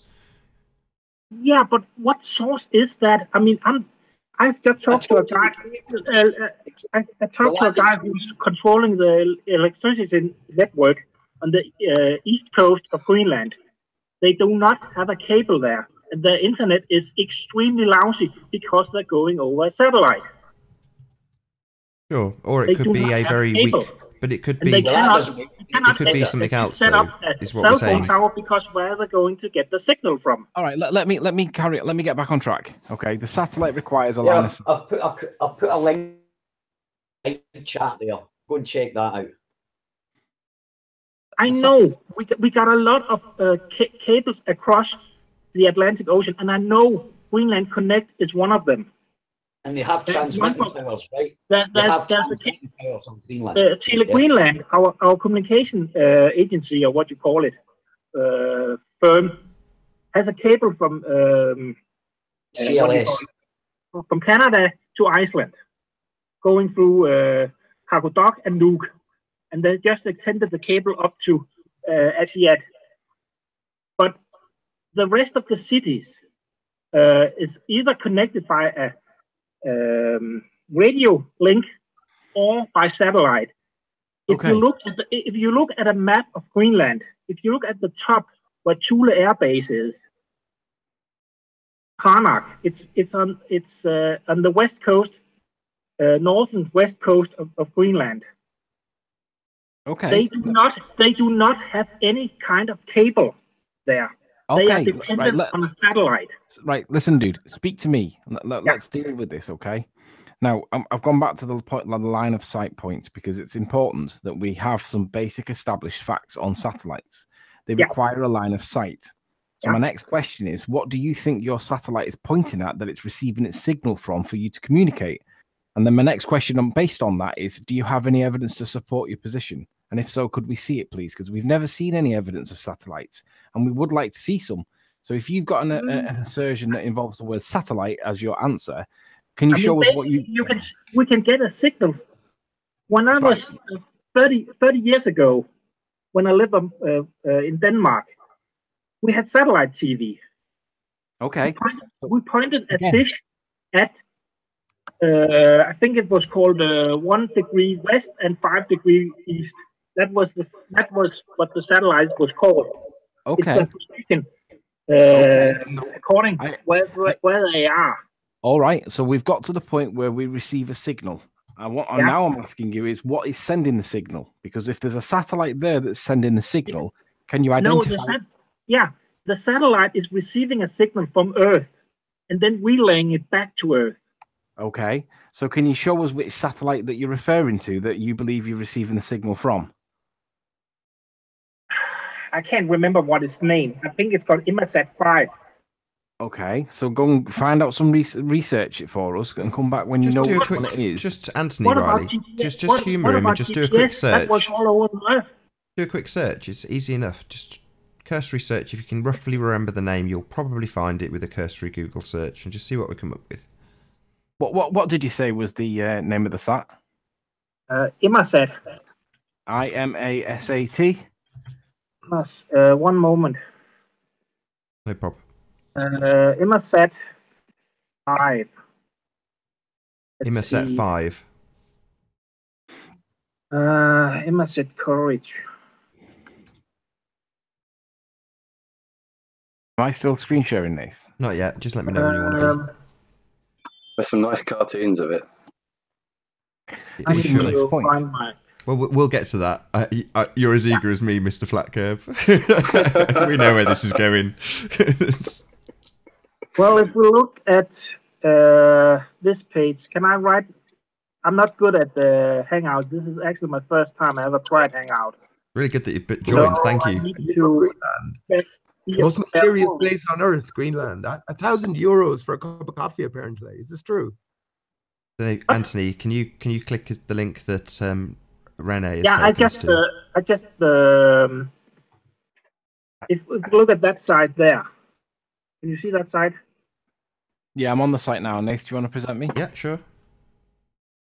So perhaps you can show me where I need to look, because what I'm looking for is the thing that's sending the signal. One moment. I have to take a phone. Okay. No problem. We'll have a quick look at the website while you take your call. We'll be here while he answers his sat phone. But in the meantime, there's a couple of... Listen, I don't have much time. Is there any way I can return later in a later debate? Yeah, because I really, always welcome. Really like to know where Definitely. I live, because I have followed these debates a while, and all you come up with is there's no curvature between England and Ireland. That's okay, but you still need to prove what do we live on then? If we don't live on a globe, how do we find out what we live on? Prove it to you, man. I mean, have you not been around? You've watched all these hangouts. Have you asked yourself, how am I going to prove this to myself? Well, hang on. He said that he's not got a lot of time. So let's wrap this up with. Let's wrap it up because we've got the. Can I come back later in a later Yeah, you're debate? always welcome. Always welcome. The door's always open. Click on the link again. You'll be welcome back. Yeah. Okay. But just be aware when you do come back, we're going to be asking you for what is sending the signal. Yeah. Okay. Right. Great. Where the satellite is sending the signal from. Yeah, but we want to see the proof. We want to see proof. Yeah. You're saying, you're saying that because you can't see the satellite with a P900 or any telescope, it doesn't exist. Is that your point? Sure. Hey, is that real Jibby Jedi or not? Oh, we've got another sniper. Wonderful. No. What happens? Nothing. We just Never mind people that. want to join with other people's names just so they can remove people from the conversation. So, in this instance, you're been very kind to join and discuss this subject with us, and they don't like that. They don't want you to discuss it with us. Yeah, that's not my problem. No, I agree. right. I agree. I don't think I've I really like to come back later on, maybe in a few days. Are you going to have debates in the weekend, Saturday or Sunday? That'd be excellent. Rene, I'd definitely like to hear what you have to say about Greenland in general. Some people claim that it doesn't actually exist. Yeah, I know that. unbelievable. How many miles wide and how many miles long is Greenland? That's for next time, but that'd be excellent. Yeah, I didn't know I'll answer that next time. Excellent. Thank you for joining, depending Rene. on what kind of map you're looking at. That's Just make strange sure that part when of you just make sure when you do come back that you've got some evidence with regard to the Inmarsat 5, because that's the bit that we're really interested in, because we'd like to see it. It's difficult to get evidence, but I'll try. Yeah, that's the problem because you can't see it. It's so small. So bring some evidence that supports the assertion that there's a floating tin can in space that sends us signals. That's what we want to see. I'll try. Thank Good you man. very Look much. forward to that. It's been a real pleasure. Thank you very much for joining, Rene. It's been a real pleasure. Thank you so much. You have no idea how grateful I am. That's the first person I ever heard from Greenland. Me too, Dave. And I mean, when Pete, I'll be back later. Hi. Thanks again. Looking into a trip to Greenland, it turns out that they paint a desperately dire picture of it, but it's massively expensive. The likes of a cup of coffee, you're told, is up to €1,000, literally. And there's so little information coming from that country itself. So it's very interesting to hear it. Rene, as that expand I agree. and even take questions. Yeah. Right, Nath, listen, you're being bombarded with questions about EXIF data from videos, from Isle of Man, and it seems to be the same person, but on many SOC accounts asking, why are you fine with Riley refusing to provide metadata? My position is that the metadata is falsifiable, so it actually proves nothing, and given that everybody seems to call me a liar, what value is it? So Nathan, Actually, are you okay with Riley? There you go, I'll address refusing that. to So provide the metadata? the situation with the metadata came up, and everyone was asking Anthony on one of the debates to provide it. So there and then he went to it, but before he opened one of the files, he asked GemPanda a very specific question. He says, if I open this now and it supports my position, will you reject it out of hand? And the answer was yes from GemPanda. He would reject it if it supported Anthony's position. So at that point, Anthony said, there's no point in me revealing this data because you would reject it out of hand if it supported our position. Yeah. But my position is it's falsifiable data in any event, and it wouldn't, because there's this big cloud of apparent dishonesty over my head. What value would it be to release it anyway? Because they would just simply say you faked it. So again, I'll reassert my position. There's no point. It doesn't prove anything. Nothing will prove anything. They can't see a big lump of land to the left-hand side of the Isle of Man, for crying out loud. I mean, what else do you need? No, they can see a big lump of land to the left. You mean? No, I don't think they can. I think their brains are blocking it somehow. Oh, well, Alex is blocking it. He refuses to accept that there's no grains of sand on the beach that we should see, and that's why he thinks that the Earth must be a ball. Right. Well, there we go. Chris, nothing will convince him. Nothing. It doesn't matter. No, I agree. So, Chris, so Riley, why don't you ask these guys what it would take to prove to them that it's flat? Maybe it needs to be a collaboration of parameters that have to be met for both David, sides. Nothing we can do will prove it. Who are these guys? They're all faceless. This is what I'm saying about being. It's like Curve Water. Curve Water's a smart man. He's smart, dude. I mean, he would be a good guy to sit down and say, okay, here I'm just trying to get it where we could have one experiment that would prove it one way or the other. People are actors, David. Right, remain vigilant. I'm going to try and do my last link, guys. So remain vigilant for a minute. Good enough. I'm just going to do a quick link. So bear with me just 2 seconds. Hope you're enjoying the debate. Not a one-sided debate, I'm elated to say, so thank you very much to Rene for joining. Hopefully we'll hear more from him in regards to the satellite that feeds Greenland. If you're new to the channel or you've not done so already, be sure to subscribe and hit the bell notification icon to keep up to date with the Flat Earth debate.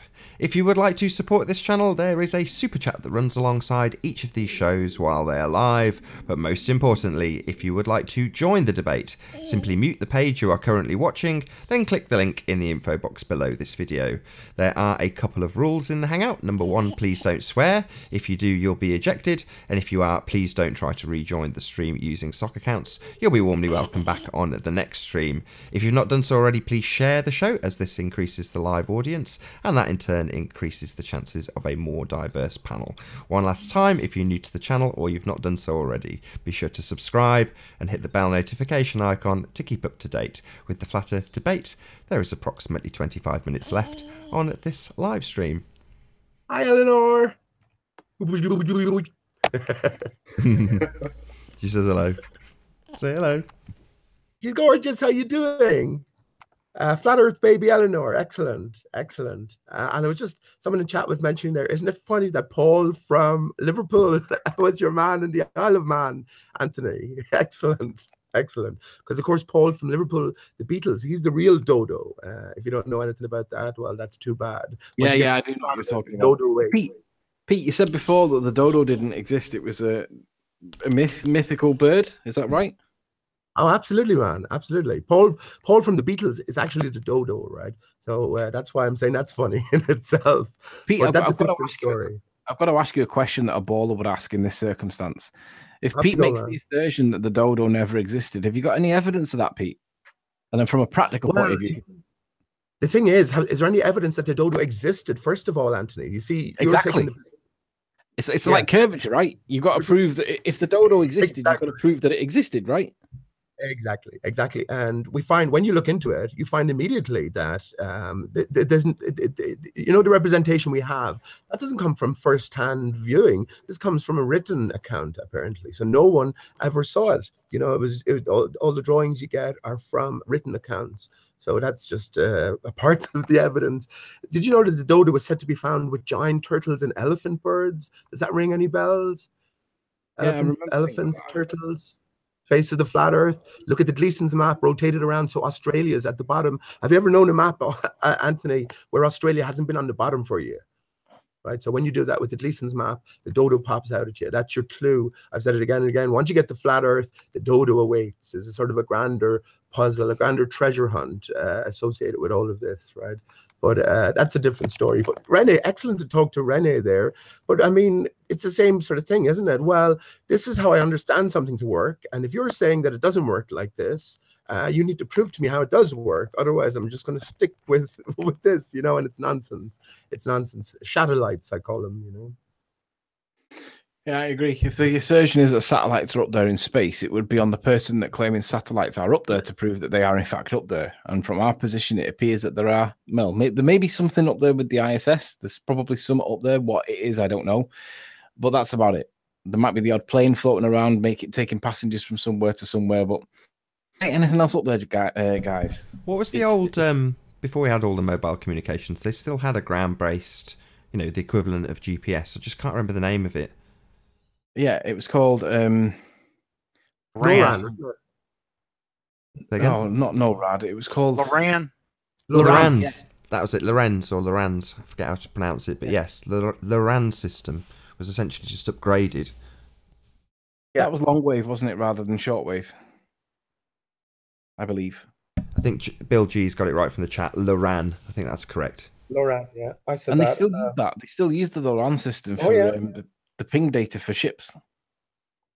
I've been talking about Clues Forum. You know, the Clues Forum busted apart the 9/11 hoax and all that sort of. But they went on to further things. All the stuff that people are covering, NASA fraudulent and fakery now. Clues Forum and Let's Roll forums. They covered that 5-6 years ago. But they have an excellent site on or an excellent thread on satellites or the lack thereof. And I'm going to post that in chat. Recommended reading to everybody. You know, and it's they talk about all of these different systems in play.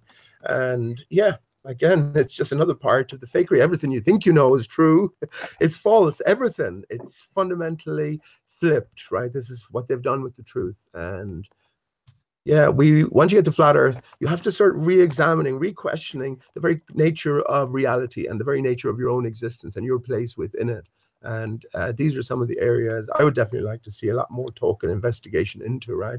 Because this is the situation we're all in. It's one thing, just to finish, it's one thing knowing that we live in a flat and stationary Earth, right? But you can't just stop there. You can't just stop there. There's another great story been told here. And well, this is the story of us all, right? So I'll post that link in chat and recommended reading. Hey, Riley, would you sit down with Curved Water and come up with an idea that both of you could get behind to prove this thing one way or the other, and put parameters around an experiment? Would I sit down with Curved Water and come up with an idea? You joking with me? We've already got it. No, I'm not joking with you. I'm being serious with you. Would you sit down with the most of the same ballers were on here at this most of the debates. What I'm wanting to do is to figure out an experiment that everybody could get behind that isn't predetermined, and come up with an idea. It's just like the Isle of Man and that lighthouse being 50 miles away. There's got to be some parameters that everybody could get behind, and then a test be done and prove it one way or the other. That's just where I'm coming at, because all they do is call you a liar. I'm just wondering. Yeah. I'm just wondering if. Go ahead, right, David. Here's the thing. If I was to engage in any collaboration, right, it would not be with Curved Water, because he continuously misrepresents things I say with things that I have not said. He changes the context. It would be. He's fundamentally whoever you want to on the baller side. Fundamentally dishonest. I would not be collaborating. How about Cat Earth? How about Cat Earth? Would you talk to him? You can't count to 10. Which one of those guys? Which one of those ballers do you think you could actually sit down and talk to? Why would I need to sit down with a baller? Why could I not do it for myself and see what the evidence? But let the evidence speak? Because what do you think, the problem David, is they call We've you been doing a liar it for 30 about everything. shows. This is about proving this thing one way or the other. Sure. There has to be David, a collaboration of both sides to come up with the parameters of an experiment. There's no sides here, David. Ranty, There's no sides here. You have people acting smart, Ranty. faceless for the most part. You know, I just don't understand what David's saying. He's saying, can you sit down with these people? And we've spent 30 shows sitting down with them looking at evidence. They obviously thought it was credible enough to scrutinise. They've scrutinised it and failed in any way to replicate the results on a globe Earth. That's the reality. So we have sit down with them. Now, they could have just disregarded this evidence out of hand. Instead, they've chosen to scrutinise it to the nth degree. And in the end, we have proven beyond doubt that we're looking at a flat plane in the image.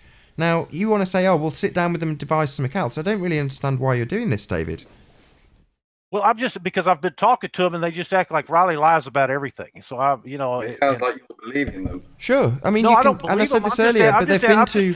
They're saying, hold on, what they've accused him of lying about, David, is specifics like the viewer position. Well, people from their side who were very much involved with this argument have gone to the exact location, and they can confirm he is a liar with one measurement. Now, they haven't. Yeah. I understand. I'm just asking a few questions here. These are faceless, nameless antagonists, David. This is the point. None of them will show their face, and they won't do that purposefully, right? Yeah. They want their face behind this. If Curved Water, I'm guessing, would be willing to show his face, I'd say Anthony would even be more willing to maybe come up with something, even though he's done it. They've done it. It's proven. It's dead, right? It's finished. Let me correct you there, Pete, respectfully. I wouldn't do it with Curved in a million years, because he misrepresents everything I say and changes the prose, changes the context, changes the meaning of words. He's the most disingenuous piece of dirt I have ever come across, apart from Sean Hufford. So I would never collaborate with Curved. I would never collaborate with half the Burks that come on here. He would never show you his face. I would never, ever. That's why I mentioned it as well. But you know, he would not be somebody that I would engage with in anything that was like scientifically based, because he doesn't understand it, and then claims that I don't understand it, and then somehow dismisses it on that basis. Well, I mean, listen, Ron Rumpus is just, they're just variations on a theme, right? Rumpus is a little bit more honest than the rest of them. Rumpus is more honest than the rest of them. I agree. Yeah, but it's a part, you know what I mean? He's just he's filling a different niche. It's like Negator X with the soft spoken, you know, negative, you know, he's just always calm, always methodical, always logical. He's playing a certain role. He's filling a certain niche, you know. Doesn't believe it because he can't believe it. That's the only reason. Correct. I think he's indoctrinated. Exactly. Not the chance. I love it how we stupid, Anthony.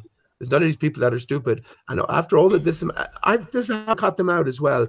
Let's do a little role reversal. And I'm a flat earther, and I'm a bald earther, and you're a flat earther. Give me the best argument you've seen put forward for a flat earth. And all of them come along and say, "No, I've seen nothing." They can't. At this point, I want to shout out to. I'm going to give a big shout out, Pete. Now you've said come up with your best argument. Big shout out to slightly looming non-standard refraction hyena. Hope you're out there, my friend. You have to say there's some excellent troll names out there. That's one thing. I'm waiting for Tuft of Trees to come in. Yeah, he was shout out to Tuft of Trees. Because that was really funny, to be fair. The timing was perfect on that. They must have made that account really quickly. I could just imagine somebody in a supermarket like going over the you know, when they get the microphone and they shouldn't be speaking into it. Somebody in Asda somewhere going, "Tuft of Trees, phone call for Tuft of Trees." Calling Tuft of Trees. So what's the next? Since this experiment's been completed, what's going to be the next subject on this? Are we going to do? Are you going to try to do another experiment, or are you going to? Sure. I mean, right. This is going to be the next debate conversation, I guess. David, let me just address the part that you were asking about the collaboration. The collaboration really would be for you to go to Miles Davis and Al Kay and collaborate with them to find out why it was that they failed to repeat or failed to verify the observation, because they did not get the same results. And the answer is because the atmosphere wasn't as kind to them. It was more thick, the atmosphere. There was a lot more obstruction in the way in terms of moisture. But it would be interesting to see what they would come up with for the explanation for why they couldn't see the same as what I could see. So I'd put it to you that you should collaborate with them to come up with the reasons for why they failed. Well, here's what I'd say about it. We need an experiment that'll work 100% of the time if the sun's shining. You know what I'm getting at? Did you miss what I just said? Did you mishear what I just said? I didn't mishear what you said. That you said that they did the same experiment, didn't come up with the same results. So yeah. So the interesting thing is, why did they not get the same results if it was Isle of Man we were looking at, and they've got Isle of Man in their observation, but they don't have the floaty land on the right? That's the key bit. So what I'd say is, I don't need to collaborate with them. But if you're suspicious of doubting the whatever the facts are that you're not keen on because they've been saying whatever, I'm just ready to prove this thing and collaborate with them and find out what was the reason, in their opinion, that they didn't get the results they were expecting. David, look at Nathan's screen here. This to me, it's just as simple as this. This proves a flat and stationary Earth, the sun. What the ballers must say is, at sunrise, sunset, you're seeing over the horizon at ground level a distance of 3 miles. Now, if it can be proven that the horizon is much further than that, and indeed at sunset and sunrise, the horizon extends many, many miles, then the beam, you see the beam of the ray of light on the water, it's dead straight. This proves a flat and stationary plane. I agree. That's all you need. When you think about this, think it through, it makes absolute sense. And can I just say, I meant to mention this earlier on, when you were looking over at the Isle of Man and then you identified Ireland beyond, right, then you call it a refractive layer, Anthony. What it literally is it's water, it's zoom, it's distance, and it's light, and it's acuteness of angle. And the water sets up, it's all compressed, and the water sets up as a reflective layer. Okay, and it's a compressed water layer that is a mirror. Okay, I got a bit confused there. Yeah, that is a mirror image. This is what, when you're looking over massive distances, this water layer will always act in the same manner. Again, Wide Awake's work has detailed this in spades, and it's one of those basic sort of yeah, it kills the globe again. It kills the globe again. Yeah, Once the whole math, as I said, is based on this horizon being at 3 miles. If you can show that it's not, well, then everything else goes out the window. So yeah, look at the sunset here and think about what's happening. I agree. The reflection down to your feet proves that we are not on a curve, because if it was a curve, that light that would be bouncing off the light right in front of your feet and hitting your eye, that would miss your head because of the curve of the Earth, and it clearly doesn't have a curve to it. So I'd like to know any science that would explain how that reflection can work on a curve, because when modeled on a flat plane, it does exactly what you see in the picture that Nathan's sharing. Yeah. And if you ever, there's plenty of examples on YouTube, people zooming in at the sun at sunset, you see this mirrored water layer perfectly. I bet you curved water can answer that question. He can't. He's just called mirage. That's all he can do is call mirage, you know? Curved water can't even tell you the time, David. You have a much higher opinion of curved than he deserves. Yeah. About 10 minutes left. 10 minutes left on this stream. If you did want to join, click the link in the info box. What I'd like to see Anthony doing, and not because it's got to do with me, but it's something that can be verified. Now we've looked at the ground, look at the sky. I say you can find the Milky Way on the moon, and I have detailed how that is the case. And I've also located two other constellations, Sagittarius and Scorpius. So yeah, there's plenty of pictures there. These are the things that we can document, we can examine, and we can come to some sort of conclusions about them. And again, it's not just one question that needs to be answered. It's many other questions. We have the Earth sorted out. Let's work on the sky and formulate a sort of a bigger picture. That's definitely what I'd like to see anyway. But yeah, just in terms of what you've done here, excellent. Historic. I think you'll be famous for it. Anthony, Nathan, Ranty, and Chris, absolutely. And I think what you should do is send it off to every, in a compressed, whatever, reduce it down to maybe 30 minutes or something like that. But send it off to every media agency. They'll have no fucking excuses then. Excuse my language. No swearing. No excuses then. Every university, every outlet that needs to hear this, right? Yeah, we're working on it. We're working on it. We were on TFR earlier on today. We're on what's the one tonight, Nath? The problem with the experiments is it's not repeatable. Everybody even tells you that you need a repeatable experiment that you could do over and over again. That's what I'm trying to say. We need to come up with an experiment that can be done over and over again, and to prove this thing one way or the other. David, why would you say that my observation is not repeatable? Earlier that those other guys went down there and they couldn't repeat your experiment. Well, who do you think we should be trying to convince at this stage, David?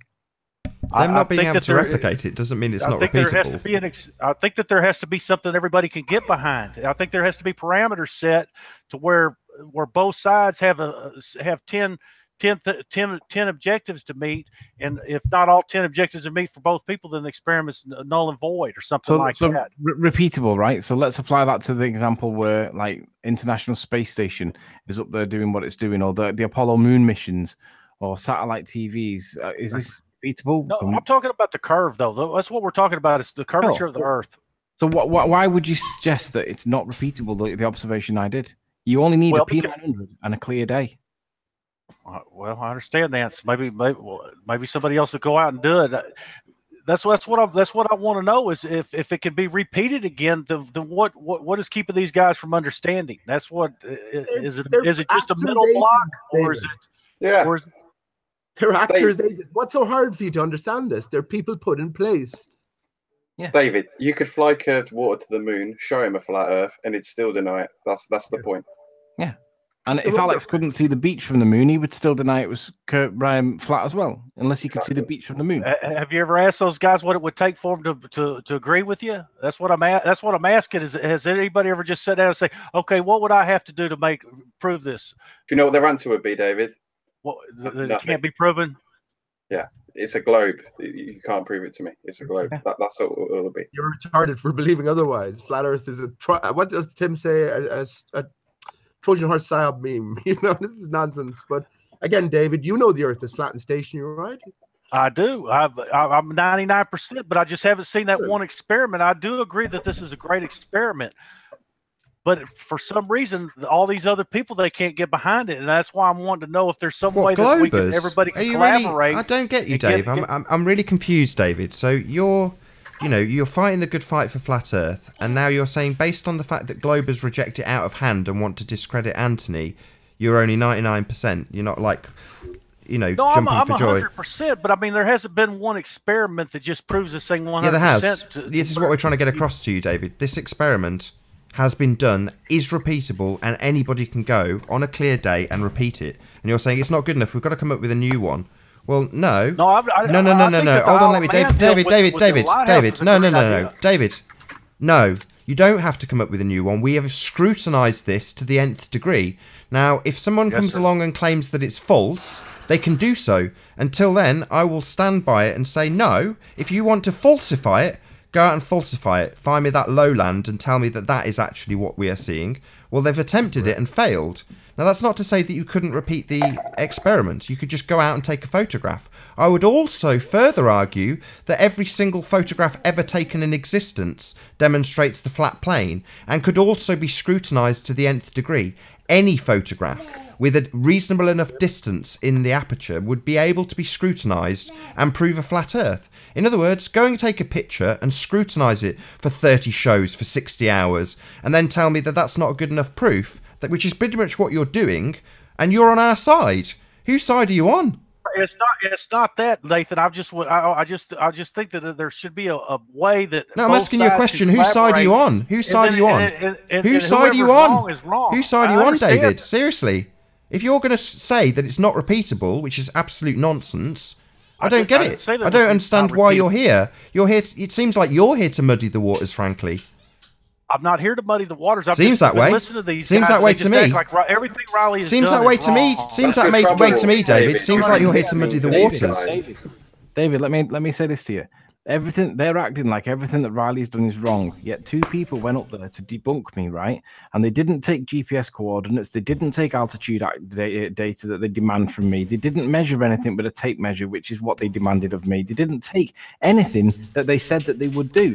Yet you've got this perception from them that in some way everything that I've done is wrong. Yet they were trying to. I believe what you've done is right. I just would like to see an experiment where everybody could get behind it, and then they can. This is one of them, David. I'm going to say it to you again, David. This is that experiment, and you are not behind it. It would seem you are critical and naysaying, and you're telling us that we should be creating a different experiment. Well, no. If the guys who have scrutinised it for 30 shows want to go back and debunk it, they are welcome to. If you don't want to support it and want to criticise it and say we need something new, then I'm going to call you a naysayer and say that which side are you on? And with that, I'm going to say a massive thank you, first and foremost, to all of the live audience for joining us on this debate, which has definitely not been one-sided, and has definitely had a strange turn of events with what seemingly was a pro-flat Earth person being a naysayer to what is an excellent experiment. Unbelievable turn of events as far as I'm concerned. If you've not done so already, be sure to subscribe and hit the bell notification icon. I've been Nathan Oakley, and I'll see you all in the next video.